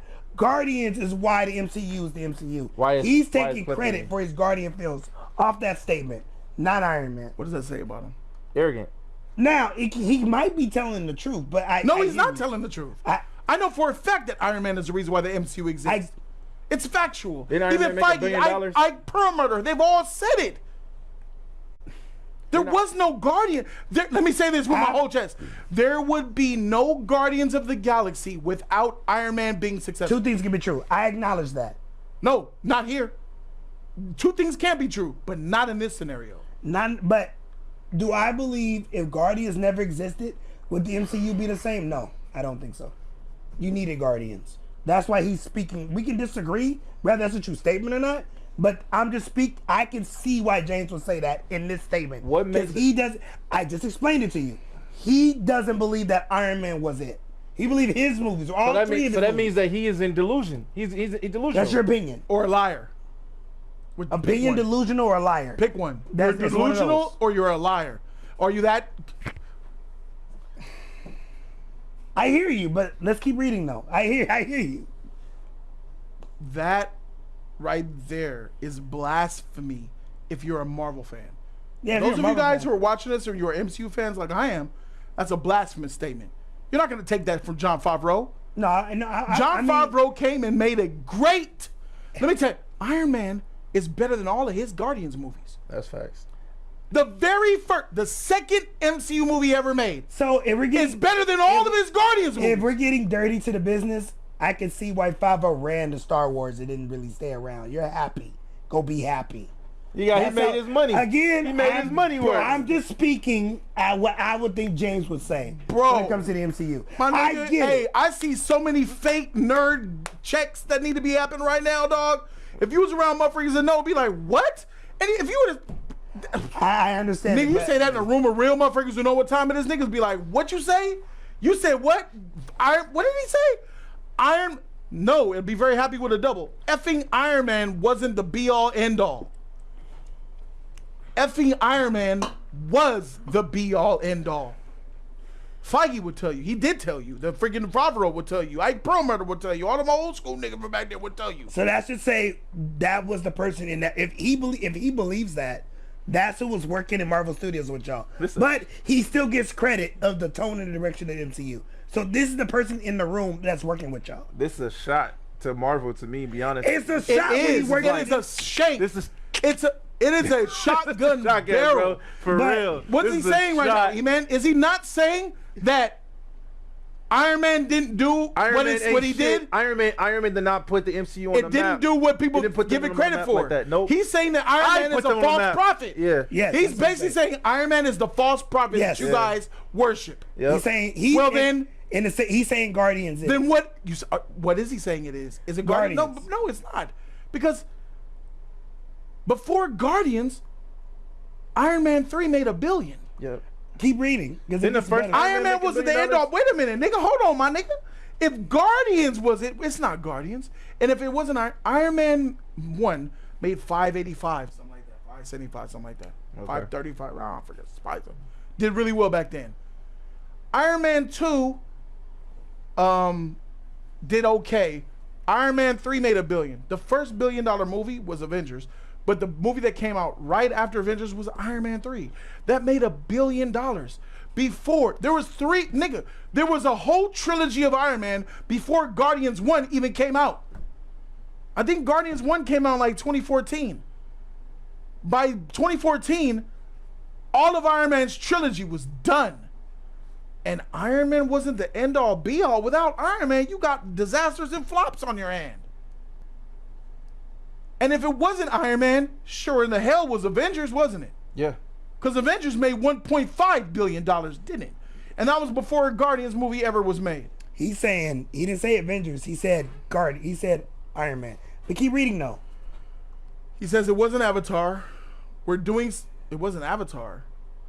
We're doing something that's a piece of the puzzle, not the puzzle itself. We have Peacemaker, we have Supergirl, and what we want to do is make a movie that people love. They feel connected to the characters. It's just this one movie. It's not everything. That's double speak, but that's good. Good job, James. Good job, James. What do you mean by why are you clapping right now? Because that's good. This is good double speak. He had to get out of that. That's a tough fucking question, nigga. Hey, Whoever is his Jewish lawyer, good job. It wasn't Avatar. We are doing something that's a piece of the puzzle, not the whole puzzle itself. We have Peacemaker, which Jody hates, by the way. We have Supergirl. And we want to do is make a movie that the people love. I want to enjoy everything that we make. That's a cop-out. That they feel connected to the characters, like John Cena, just like Supergirl. It's just one movie. These movies should be standalones. He said that in other interviews. And it's just one movie. It's not everything. He's trying to put out the image out there. These are standalone films. They're not connected to nothing. I didn't read this article. I'm reacting in real time to these questions. It's things like this why sometimes I regret trying to be as real as I can be on camera. Because my nigga, I want to do this topic. If you read the whole thing, you what I'm like, hearing right now is a narcissistic egomaniac who surface level knows the character, didn't know about the glasses. Yep. Thinks that I knew he was gonna come back that to Iron Man didn't save and make the MCU, and it was trying to tell me, that if Superman makes $300 million and flops, that fine. The DCU is gonna move on. We gonna be all right. Motherfucker, you tripping? Nigga, if this Superman flops, and Supergirl's gonna come out regardless. If Superman flops, it's a wrap. It's a wrap. DCU's gonna do this. Let me tell you what Zaslav gonna do. He's gonna come off that chair after getting his salary cut. They cut his salary almost in half. He gonna come down off that chair. Here's your DCU. Highest bidder, come buy it. It's for sale. Everything on sale except for Batman. They gonna keep Batman. That's how that shit gonna go. It's gonna be a whole talking sale. like we're playing with house money.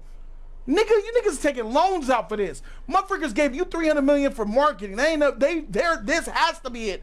Zaslav out of his own mouth said Superman has to do well. They're putting all their stuff on Superman. And here you are like, this is what I'm talking. I told you he's scared, my nigga. This nigga JG scared. He should be. But not for these reasons. I think he's scared for other reasons, nigga. He's making it seem like he ain't scared for his movie flopping. He's scared too, but about getting washed, bro, because if this shit is over, it's I'm he can't run back to Disney. He can't run back to Disney and say, "Can I get a job back?" It's a wrap. Yeah, he can. They'll take him back. They'll bring him right back in, nigga. Yeah, he'll always be okay in the MCU family. You gonna make some more of them Guardians movies for us, bro? He's putting up a false persona, and he's lying, and most people won't be able to see through it, but real niggas can. I see right through this shit. Mm-hmm. He's scared. He's terrified. Mm-hmm. You can hear it. You can hear a lot of shit in the tone when he's saying it, though. Yeah, this is fun. We all know, like, it's a problem, bro. DC has been flopping for a while now, and they have to do a come up. Nerd Report. He said if Supergirl flops, she's getting sent to HBO Max. I think that Supergirl will still come out and it'll do well in the box office. Damn. But I don't think that Supergirl does that well in the box office as Superman doesn't. No, they're not gonna believe in it. It's yin and yang. If your Superman together. comes out and people don't want it and don't want to see it, no one's gonna go watch your Supergirl. Because they basically the same shit. Together. They ain't gonna believe it's over. Yeah. It is over. Yep. And James Gunn making it seem like, oh, house money, baby. House money. We're doing a collective. It ain't based off just as one. Let me tell you something right now. Chapter 1, Gods and Monsters, will not happen if Superman flops. That Swamp Thing, Clayface, all that shit he was talking about, please. And guess who's gonna be like, yeah. Matt Reeves, because that Batman 2 is definitely going to come out, and so is the Batman 3, and we're going to go right back to the Dark Knight freaking way of doing things like Christopher Nolan. And whatever other ideas that he got going that he want to do too, he going to do it because they, like you said, they going to give him the keys. Superman has to do well in the box office. I believe it will, but the fact that you're implying that it doesn't, we have Peacemaker? Freak Peacemaker. Why are you bringing up Peacemaker? What's missing from this?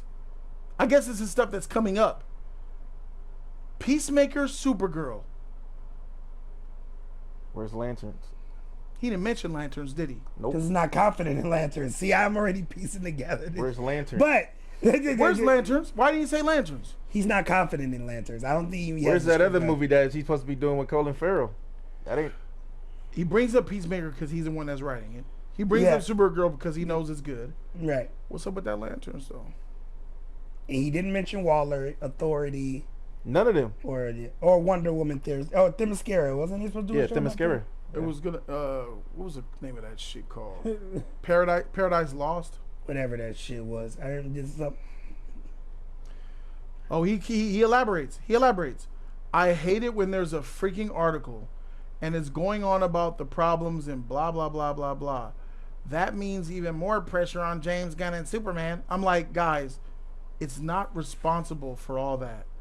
I'm responsible for my piece of the pie.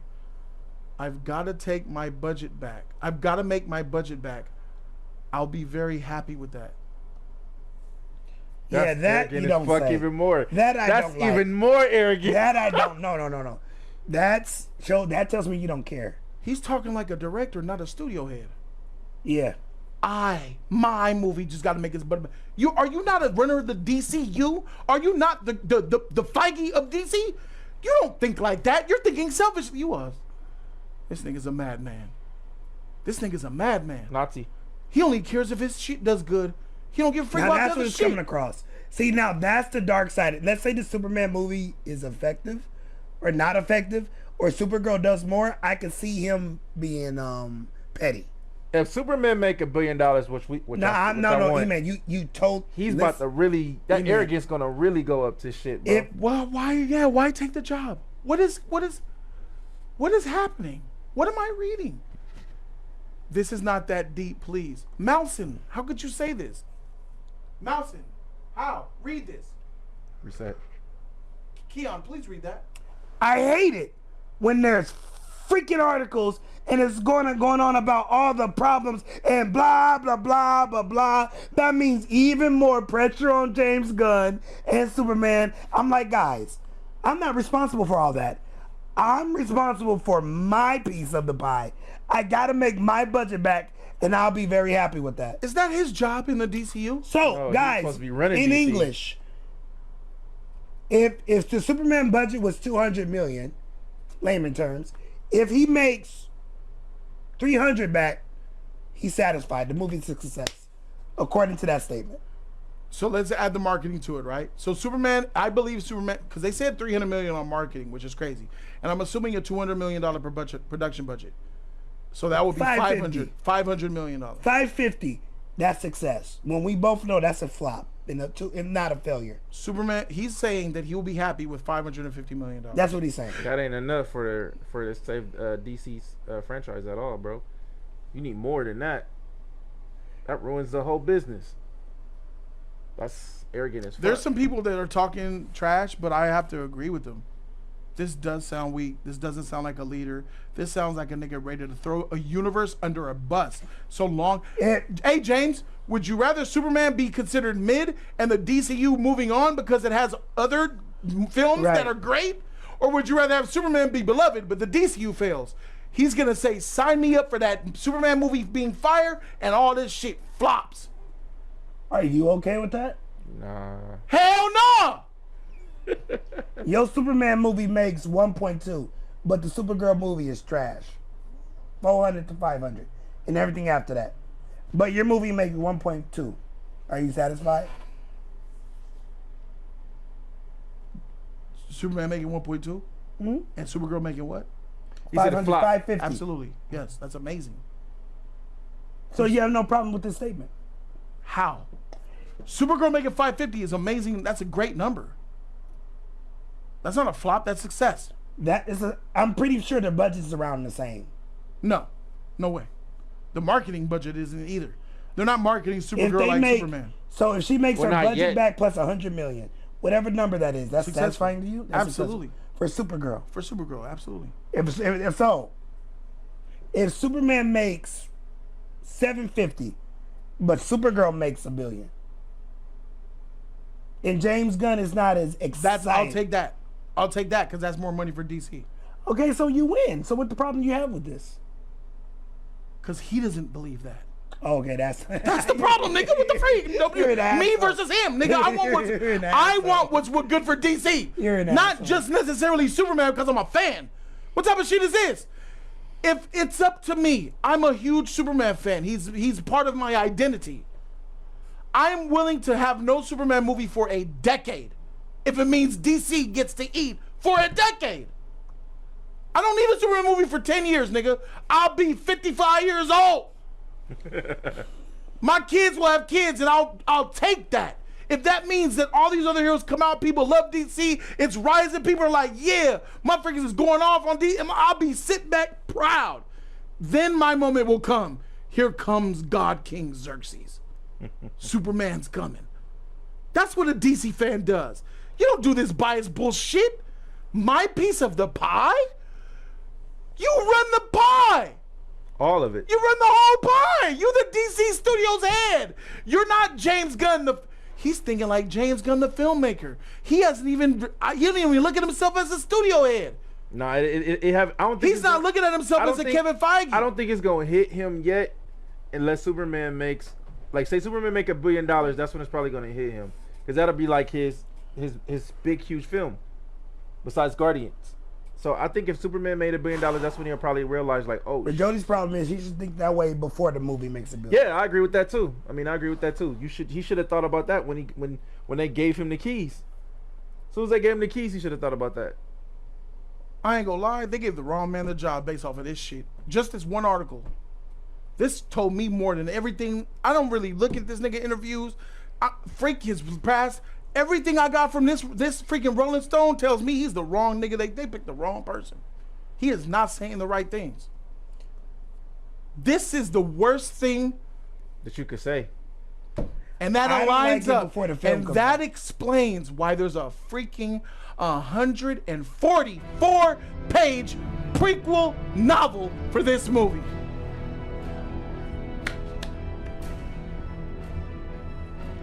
Damn. Thank you, not. You're throwing water in this dry well. Damn. Yeah, facts. It's dry as a guy. This shit been dry than motherfucker, bro. Nah, I wish he didn't. I wish he didn't, because this shit gonna be done. But thank you, Knock. It's all appreciated. What's up, Jody? What's up, E-Man? What's up, Keon? What's up, bro? What's up, man? This article is making me like James less. I understand he's at DC now, and I'm happy for him. But Iron Man was critical for the MCU. James is wearing too many hats. Director, writer, head. I was worried about that too. I'm worried about DC, to be honest. Team No Sus. I was worried about that too. I think you got too many hats. Blow it out your ass! No Diddy. Knock is serious about that. Knock is right. Yeah. I personally thought he had too many hats. Because I thought he was going to direct it. But you're directing it, writing it, and you're the head of all these other slates. Yeah. You announce these slates. Now these slates are not coming out at the rate when you first announced them 2 years ago. Even though we're hyped for Superman. Superman's going to come out. But the confidence going into this film is shaky. And I'm asking, why would you make an interview like this right before your movie comes out? That's my question. Why would you be so transparent? Which speaks to the arrogance. Yeah, and he come off like that too. Very, very arrogant. He doesn't come off as that executive that I am happy and excited for my ideas and the films that I want to make for DC, or I want to bring to the table to the fans for DC. He looks at it more like, hey bro, as long as I eat, that's all that really matters. Like, that's not a good way as a executive. You've been a $10 donation to Ultimate Sports Franchise. You know what I'm saying? What's up, fellas? Excited for Superman, but worried about what comes after. The next big three, not all of these are C-list characters. Bring me Batman, Wonder Woman, ASAP after Supergirl. But that's not going to change. Excited for Superman, but worried about what comes after. Need the big three, not all these C-list characters. Yeah, bring me Batman and Wonder Woman ASAP after Supergirl. Yeah, I agree with that. Yeah, but based off that statement, would you want him running your Wonder Woman? No, I don't want. see how you feel right now, bro. This article changed a lot for me in real time. I should have. Proofread it. Keep it but nah, forget it. It's real as out there, dog. It is what it is. Real reaction. The point of having real reactions. Yep. It's part of feeling that pain. Oh shoot, RTTV up in this motherfucker. What's up, RTTV? What's up with it, dogs? He said, "In James Gunn we trust." Yes, I still trust James Gunn. I can't ride with that. He hasn't gotta done, prove that shit. He hasn't done. Well, you stood enough, for that, especially on the DC side. Well, he has to prove it. Yeah, You have to prove it. That in James This article kind of make you like push away, like fuck that trash. But we still got to see the movie. You scaring the shit out of us right now. The shit that you saying, you're not as confident, and you more basically, bro. You're arrogant as fuck. You basically like I just want to get my money. As long as I get my money, I don't care about DC. How can just you get my money? How can you read this and not come to that conclusion? I hate it when going back to the original question. The person, the interviewer asked him straight up, there are people who have been saying the whole future of the studio might be riding on this movie. How do you work in the face of that kind of pressure? Really, I just go, that's their business, because that's not the truth for me. My truth is this is the first movie out of DC Studios. Other people may say, it's going to be a home run. It's got to be a home run, nothing else. I'm like, no, I'd be very happy with a double. Freaking Iron Man wasn't the be-all, end-all. It wasn't Avatar. We're doing something that's a piece of the puzzle. It's not the puzzle itself. We have Peacemaker. We have Supergirl. And what we want to do is make a movie that people love. They feel connected to the characters. It's just this one movie. It's not everything. I hate it when there's an effing article and it's going on about all the problems and blah, blah, blah, blah, blah. And that means even more pressure on James Gunn and Superman. I'm like, guys, I'm not responsible for all that. I'm responsible for my piece of the pie. I've got to make my budget back. I'll be very happy with that. Comes off as saying that I'll be fine. Shit, as long as I make money. So long as Superman does well in the box office, if Supergirl doesn't do well, heck, I didn't direct and write that. If Swamp Thing comes out, well, I didn't make that. You know, I'm responsible for my share and for my budget. Nigga, you're co-head of DC Studios. You are supposed to be worried about all of the pie. You are not Mr. your DC. piece. Yeah. The whole pie. It should be concerning to you. Yep. You are co-head with Peter Safran. Both of you motherfuckers should be sweating bullets. And the fact that you're just like, Iron Man wasn't the end-all be-all, that was a lie. Yes, it is. The MCU would not exist without Iron Man. So here's an MCU director who did Guardians who doesn't even know that Iron Man made the MCU. Yeah, which is pretty bad. That's blasphemous in itself.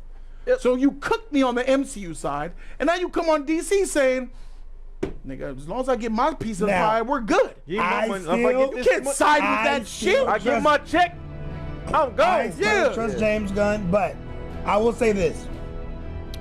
The issue that I have out of this whole article, he got more confidence in Peacemaker than he does Superman. That's what I got out of all of this shit. He got more faith. He got faith in Peacemaker. He didn't mention that nigga. Peacemaker like is 8 a different silver times. screen. Peacemaker is hey, he didn't mention a silver Peacemaker, screen, not like, a big screen. And yeah, he didn't mention David Cornsweet. Shout out to my girl Nada. Done. It's all good. It's all good. It's all good. Nada. Shout out to my Georgia Peach. I don't showing like that love. I have never seen a studio head speak like this, not named Zack Snyder. Mm-hmm. That's why they roll in the same pick. Selfish, arrogant, unaware. Definitely tone deaf. Tone deaf like a motherfucker. Yeah, definitely tone deaf. When I heard cool, that shit freaked me out from there. Oh yeah, I think this will be Oh cool. my god, like, man, fuck. you're burying yourself. No. It's not it, bro. It's not it. And the thing is, though, James Gunn already have people looking at him. The Snyder Code already looking at him out right now. So they're hearing him say this, probably thinking in this article, they're like, oh, this movie's going to do bad. He don't care about this. Bring Snyder back.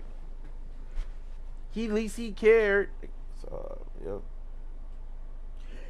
James's problem is what I gathered. James thinks he has more time than what we think his timeline is. James think he got 3 movies to waste before they get the DCU off the ground. And we're looking at it as this Superman movie has to do it. Has to do it.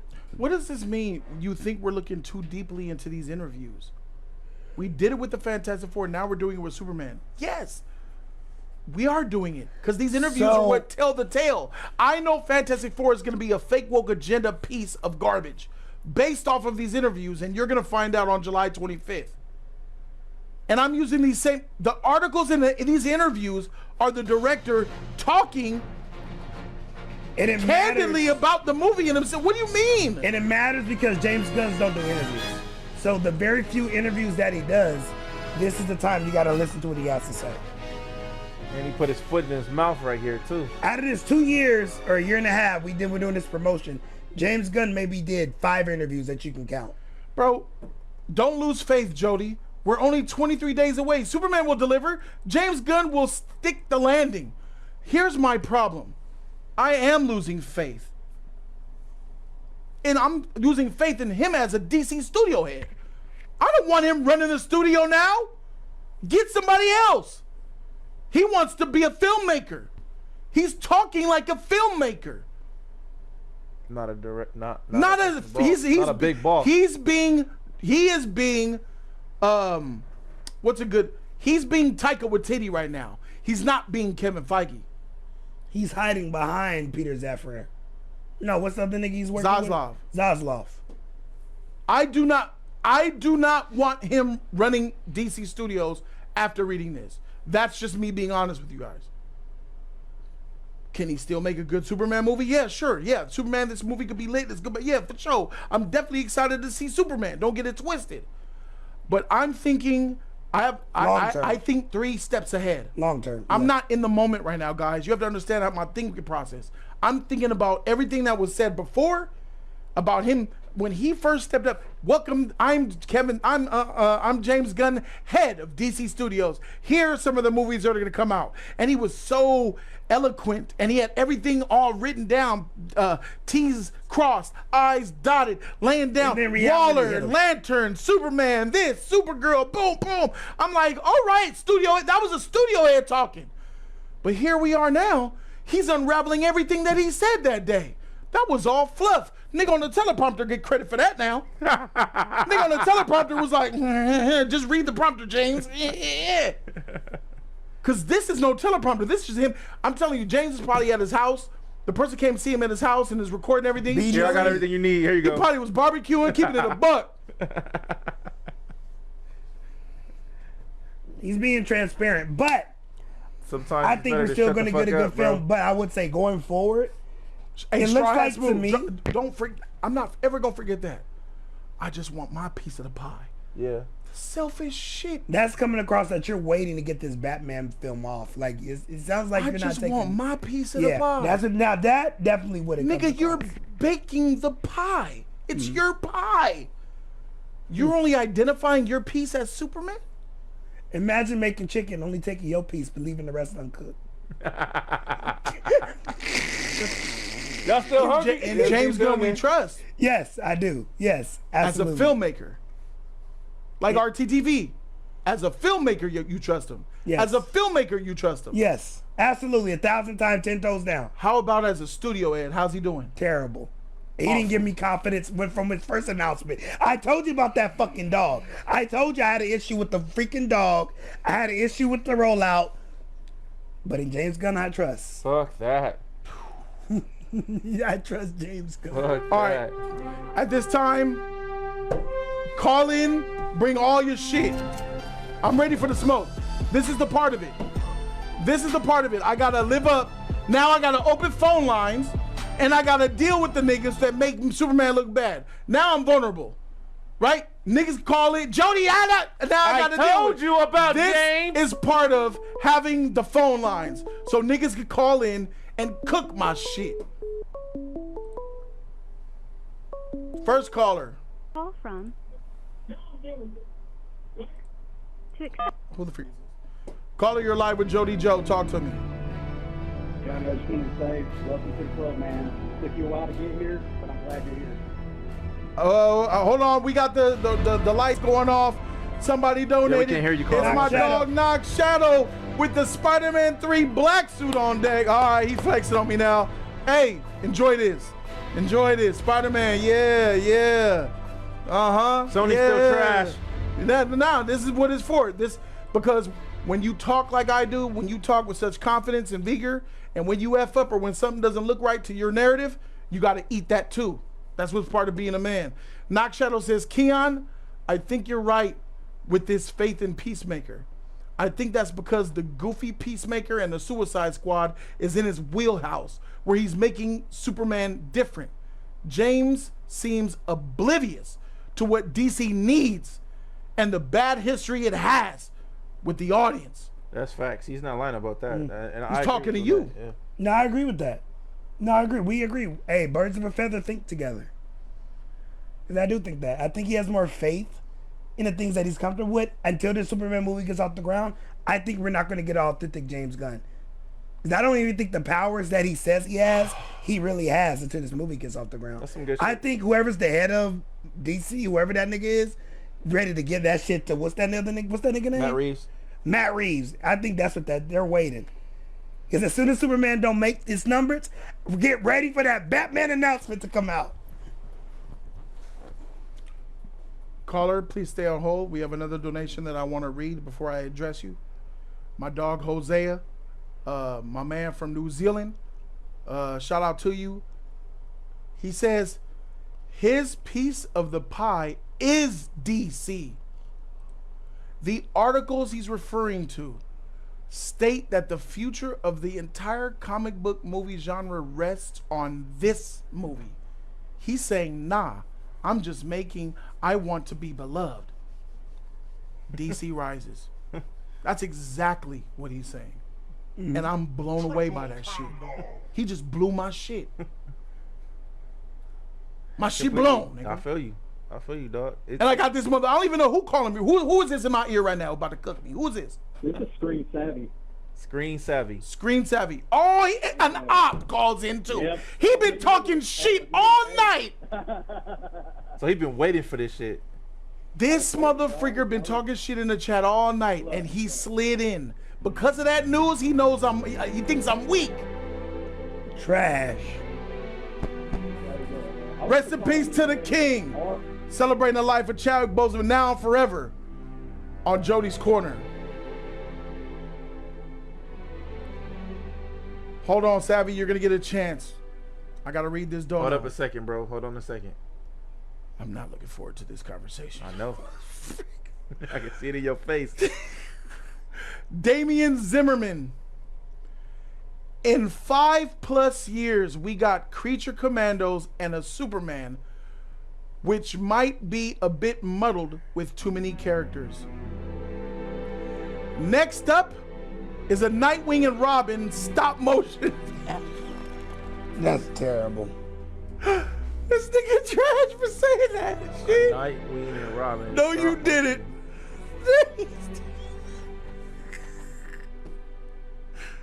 This nigga said next up is a Nightwing and Robin stop motion film, but no look at Lanterns and Supergirl. Holy freak. That would be funny if that happened. Is DC cursed, my nigga? No, the movie's not out yet. We just saw a bad article. I wouldn't say curse. I would just say, like, it needs better, as we say, it needs better management. That was a terrible article, but we can't judge. I don't know yet. We gotta wait. Like, rest in peace to the king. Hey, thank you guys. Keep donating so I don't have to talk to this caller. Keep donating so I don't have to talk to you. So don't do it. It's happening. Oh my God. Xavier Palin dropped a dub. Thank you, Xavier. Thank you, guys. I was about to end the stream. Y'all have no idea. As soon as the shoot was over, I was out of here, my nigga. Xavier says, you didn't even get to the part where Gunn compares himself to Lex Luthor. Oh! Oh, my God. Oh, man. It's your man, Keon. And James, yes I do. he compares himself to Lex Luthor. I don't know the context of it, so I'm not gonna put too much stock on that. That him comparing himself to Lex Luthor is not as bad as what I already read. That my film, as long as I make my budget, my piece of the pie, freak that. I gotta eat. As long as I get my shit, nigga, I'm good. Okay, Elroy type that question. He talking like a looter that goes into Sam's Club and gets the TV real quick. He's talking to me. Shit. Now, my fandom aside, what power does he really have if he's speaking this way? Are you really the DC head? I know you say you're the DC head, but what contract did you really freaking sign? He's the co-head of DC Studios. I know you're the co-head of DC, but based on he's talking, he don't see it. He don't sound like it. He don't believe it himself. That's why he's talking like that. He don't sound like it sounds like that shit. Jack Snyder had more power than how he don't sound like a boss. He sound like an underling. This is lining up with everything I said. Nigga, David Zaslav would tell them niggas to get it done or you're out of here.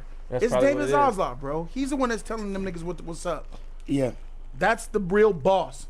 And even though everybody want to throw everything at James, after him saying this shit, I hope you guys realize that it's still Zaslav up there at the top. Like, nigga, what y'all doing? As soon as if this shit don't do well, there's the door. Damian Zimmerman with another 25. Thank you for that love, bro. He says, no Batman or Wonder Woman. Peacemaker is exempt because it's Gunn's personal project. Guy Gardner confirmed it for me. Gunn is not interested in main characters. He loves the odd, small characters he can make fun of.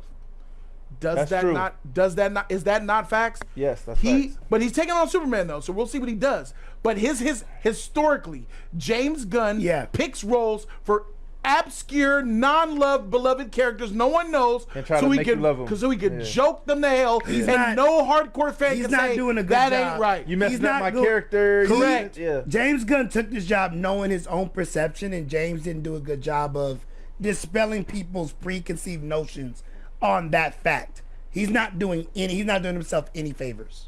He puts in a brand new villain character that no one's even heard of from this Slovenia movie, from the Slovenia country that he saves. I mean, that one that looks like the gold guy. The gold robot. It's like, what are you doing? Because I feel like. But none of that matters though. If he's good in the film or whatever. See, the thing is, we haven't seen the movie, and you're putting a lot of your critique on a movie that you haven't seen yet. No, I'm saying what I'm scared of, because but why are you afraid of there being a big gold robot in the movie? Like, what the fuck? That's what he said. Wait, that's what he said. Yes, he said he's saying things that he's scared of, and he brings up a big gold robot. I'm scared that Nicolas Cage's spider gonna pop out in the middle of the movie just as a homage. Like, that's funny, nigga. I wouldn't be surprised. Really. Like this could be a very good Superman movie with that big gold robot in there. With that big gold robot that I don't think is really in the movie that much. Now I'll remind you. You know the actual the monster's name. I don't know the monster's name, but they call the motherfucker Kaiju. Yeah. Like that shit is hilarious to me. Kaiju is the name. I know, but just hearing it, because you hear the other actors. Oh yeah, the Kaiju. He's a Kaiju. Yeah, it's nigga. I thought the monster had a name. I thought it was like Garbon or something. Probably, but it's a Kaiju. Kaiju. Because when you look on the toy, Godzilla is a Kaiju. I know, but when you look at the toy, it says Kaiju on it. Right. I thought that shit was hilarious because I thought the shit had a name. Or it probably does from his planet wherever he come from. That Ultraman, we don't need that. That's doing too much too right I just feel like you guys are understanding my frustration, man. I feel like you guys are. You guys are calling in to harp on the movie, which but it has nothing to do with the movie. It's about the future. This is for Supergirl. I feel like Supergirl's going. You're scared as death for Supergirl. He went. I hate that I think like this. I hate that I think. I'm thinking. No, your brain don't work. Your brain. You have Asperger's, because your brain don't work. I'm at the third door, and we're talking about first door shit. You know what I'm saying? That's what when I get the information, this means this means that means blah, blah, blah, blah, blah, blah. And then that comes back to that prequel graphic novel. We're just like, oh my God, a lot of it makes sense. Yeah. A lot of that makes sense. That's funny.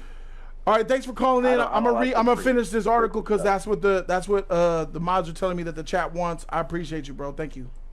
Yeah, Evo said he wanted you to finish because he was trying to get his money. get his money. What do you mean? I guess they talking about it in about Wonder Woman or something in here. Evo, is that what you talking about, bro?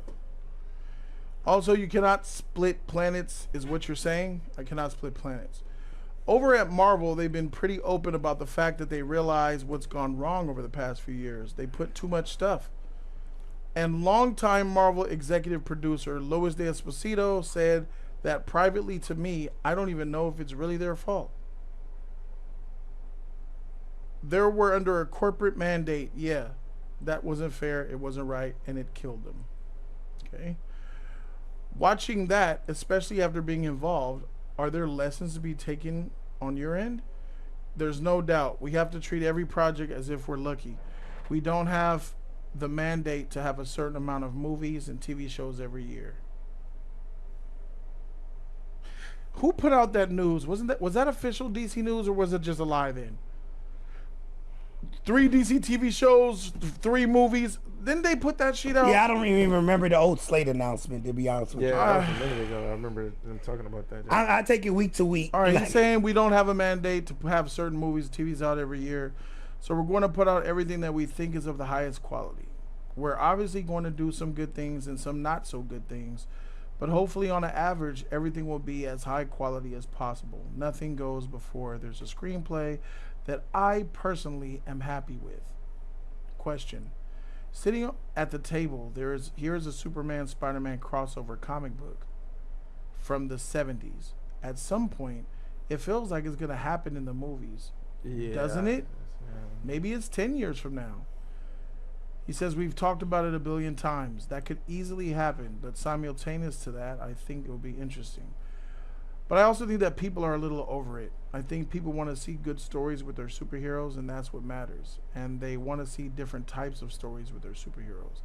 And people love superheroes. That's obvious, but they need more variety, and they need more quality storytelling.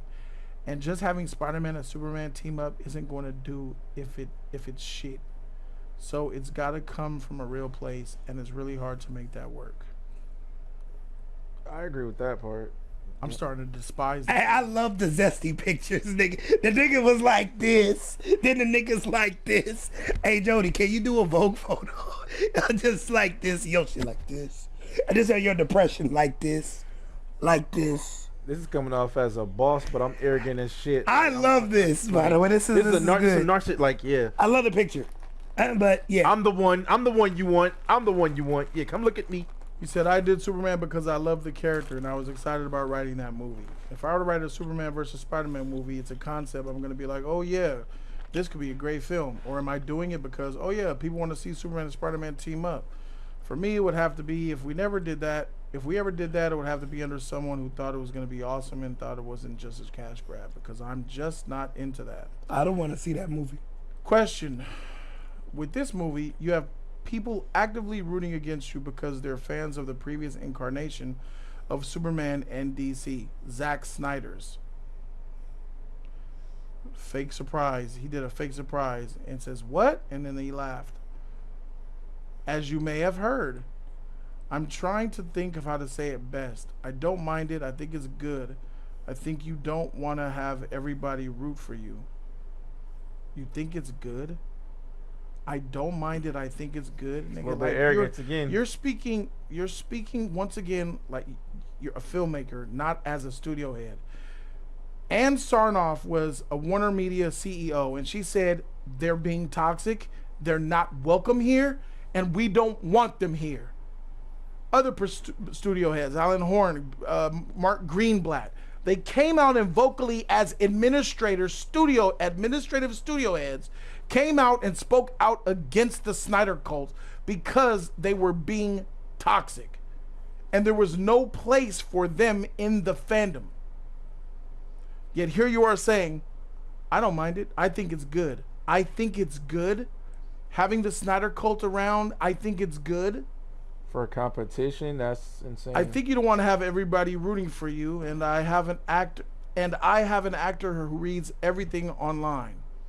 I won't say who it is, but he'll read this article and he'll know who it is. It's one of the top 5 in Superman. It's David. It's got to be David. David's a nerd. He a real nerd. Yeah, he's Star Wars. He's a Star Wars nerd. Yeah. So it's definitely Superman. Yeah. He says, and this actor gets so upset over things that people say. I said, first of all, you realize that the trailer come out and the reaction was 97, 98% positive. These people help us because you don't want everything to seem 100% positive. So whoever that is, David, he gets mad because people say some critique, even though when like 98% people shit about him. Yeah. Yeah. It's all right to have an opposing force once in a while.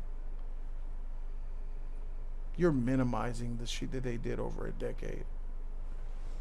He was on the other side of it, so it didn't really. He wasn't benefited benefited from it. He wasn't affected by it. Now he's about to feel it. Now he's about to feel it. Because now it's his project. Now it's his thing. Yeah. He's down. They already said they boycotting his shit. Remember, he's downplaying them like they don't matter right now, and they don't as long as these movies are popping. Right. Mm-hmm. But let there be an issue, a chink in the armor. They're a virus. They'll sneak in and infect. They're bed bugs. Correct. They don't leave. I don't want you. I want the same energy, James. I don't ever want to hear you say nothing. Don't ever call them out. You said it's good. Anything that they do, it's good to have adversaries. It's all right to have an opposing force once in a while. Some of the things get ridiculous. I just know that every time something comes out, it doesn't matter how positively received, there's going to be something that is of great controversy. It was a great controversy that the sun caused Superman pain. Look at that. I don't know if he's confirming that.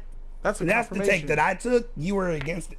We both were saying that though. You didn't like the take, but what take that you took?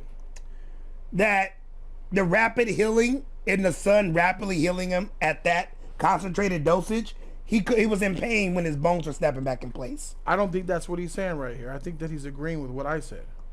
But the sun burned him? Like literally burned him? Yes. Oh shit. See. That's bad. So he's basically confirming that I was right.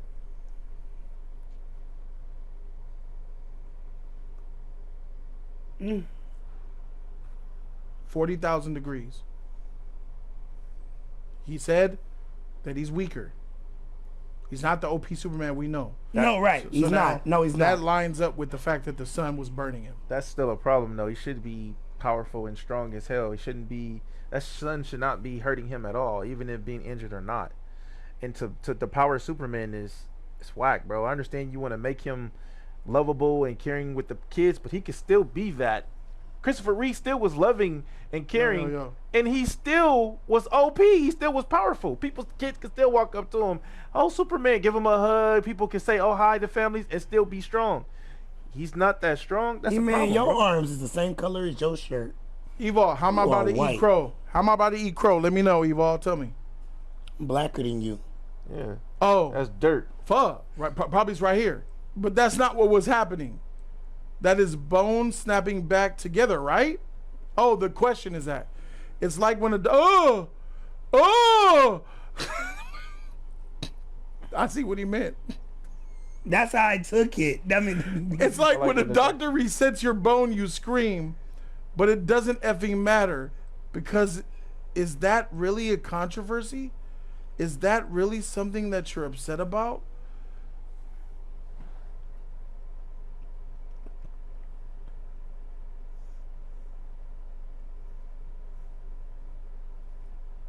Where did this... L. Crow eating. Damn. Fuck. That shit goes against my logic now too. That shit trash, my nigga. God damn. Completely. Yeah, that's how I took it when I saw the trailer. But when he was, I'm not again. There was no bones cracking in that moment. It was just sunbeaming. But you hear the bones. It sound like no, you don't. All you heard was the beam and go. If you go back, you do. I hear sizzle. No, you hear the bones snapping back in place. I heard sizzle too. I was thinking that was bones, but I was like, nah, it got to be sizzling, bro. Was that the teaser? I think it was a teaser. Yeah, it was a teaser. It was a teaser.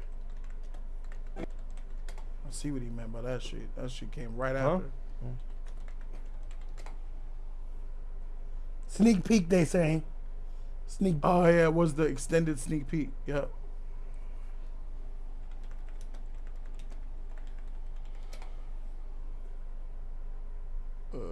Yeah, this one. Yeah, yep.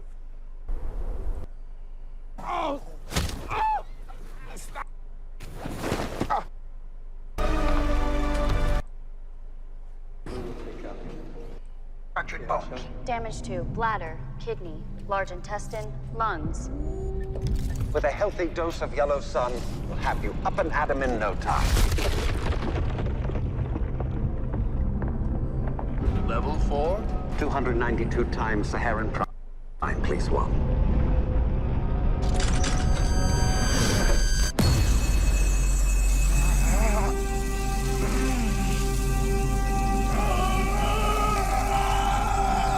Nigga, that's the sun beaming, burning this nigga, man. I didn't hear. Yeah, I don't hear no That's bones. trash, You heard my that? nigga. That's so trash. You heard that? It's the sun, but you hear him sizzling. Ain't no bones cracking. That's bullshit. Yeah, because we would have heard that. Nigga. Come on, my nigga. You got it. This nigga, I can't ride with this motherfucker, bro. I can't ride with this nigga, man. The lies is real. He just going whatever the fuck you want to say, bro. No, that's what it was. That's how I took it, but Come on. What did you hear, Keon? what do you mean what I heard? What'd you just hear? You heard the bones? So, Jody, does he not heal from the fucking sun? Yes. He's getting a concentrated dosage from that sun. After, and the reason why I feel that way, the nigga just read his injuries.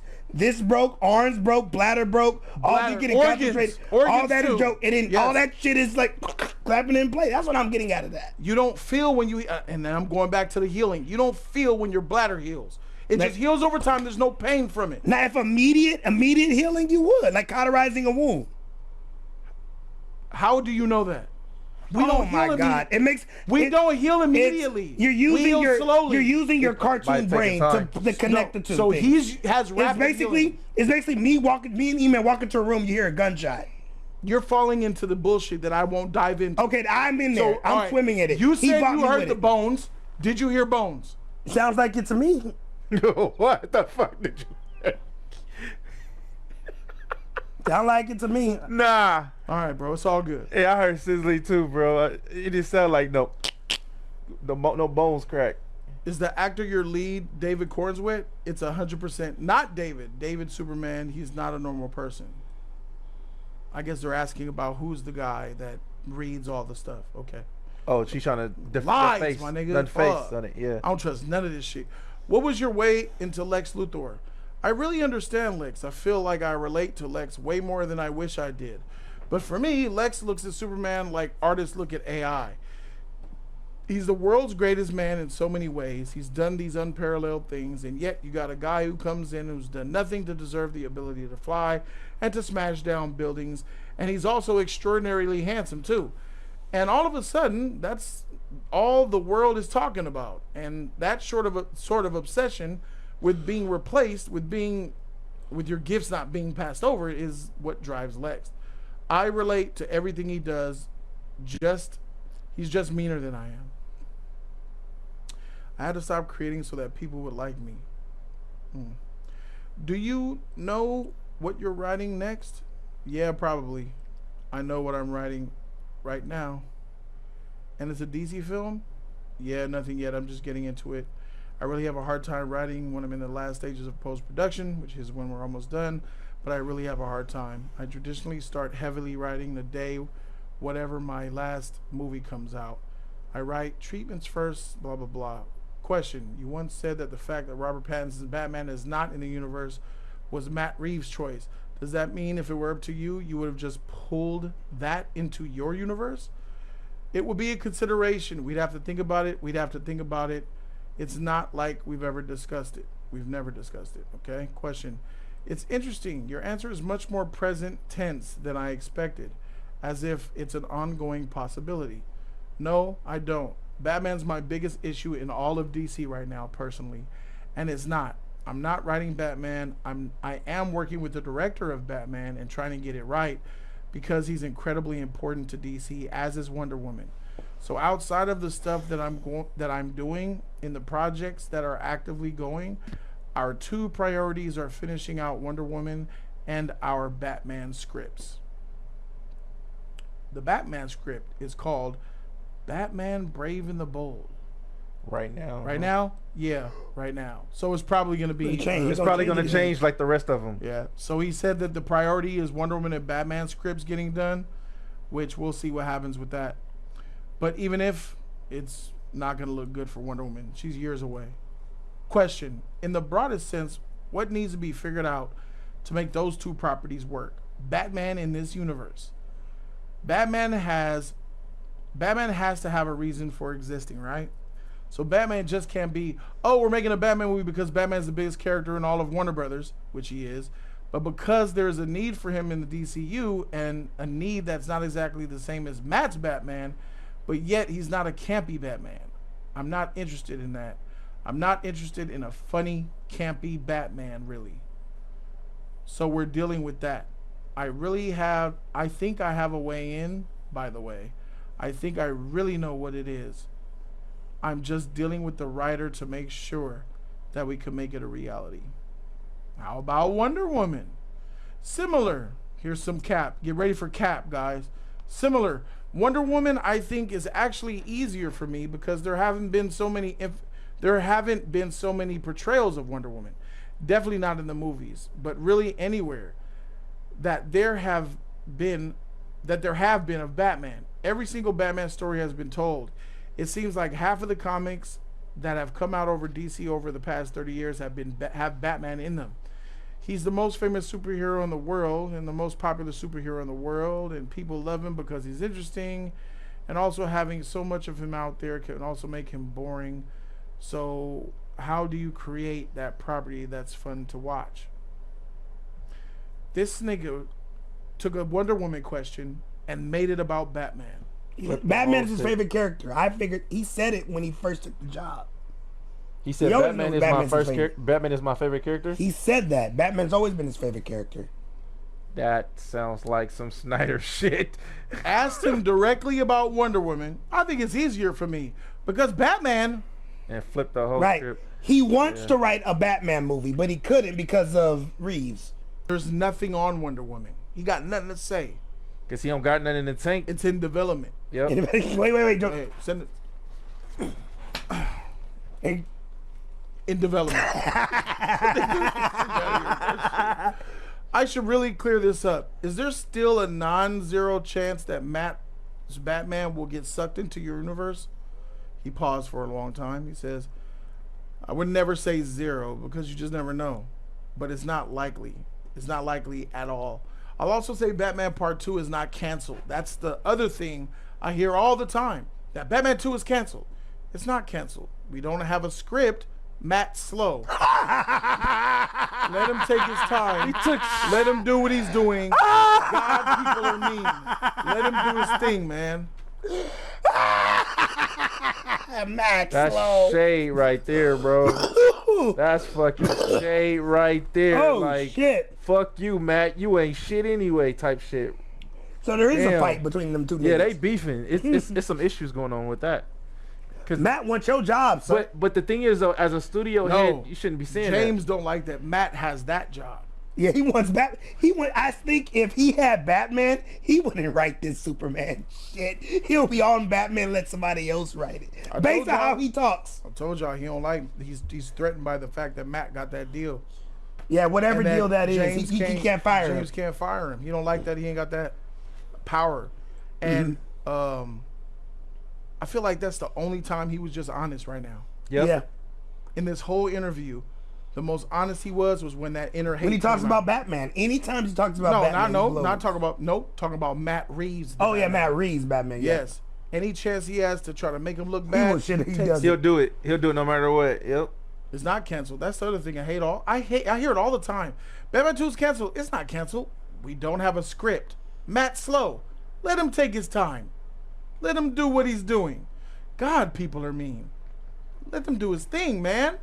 Oh, that was a laugh, bro. Yeah, that's a passive aggressive Hollywood gaslight. Yeah. Gaslight. Shade. How do you want to be remembered? Have you thought about this?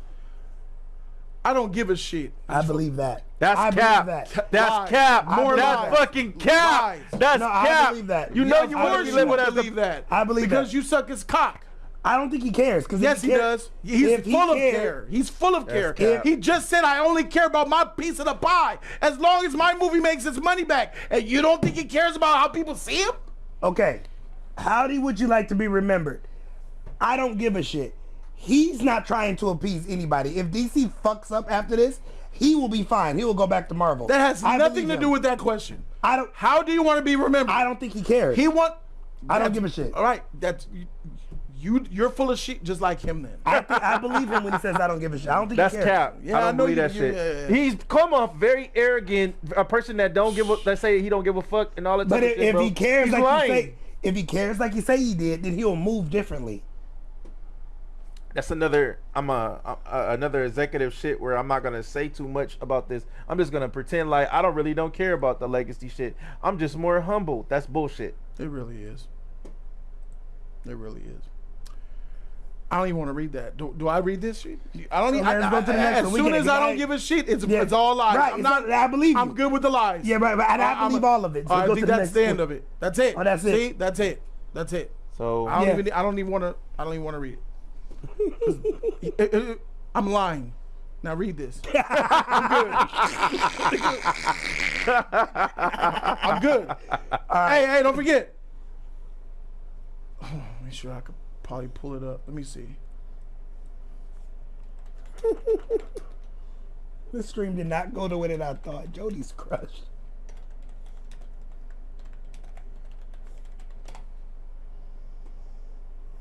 Exclusive. Series canceled.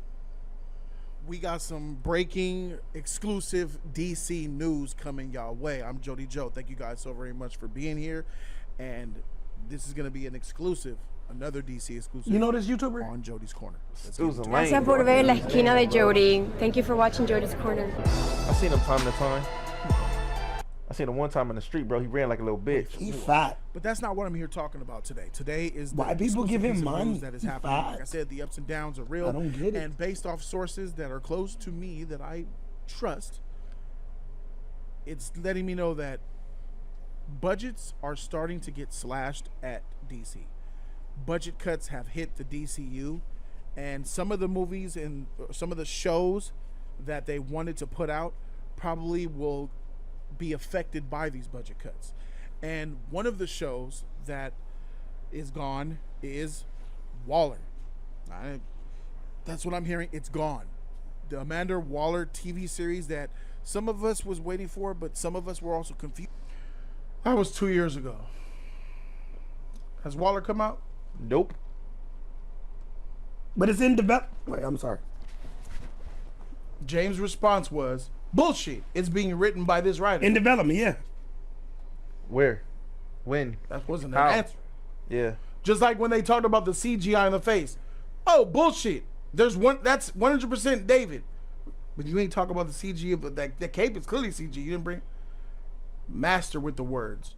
And sometimes straight out lying. Right from Calvin Feige. From the best. Oh, after this came out and James said it was bullshit, a few months later, he came out and said it's on delay, pushed back. Oh, and now it's pushed back. Now it doesn't have a date. Now there's other rumors that it's probably not. Come on, bro. Just tell me when I'm lying, my nigga. Tell me when I'm lying. Where's that Waller at? Should have been out by now. Shit came out last year.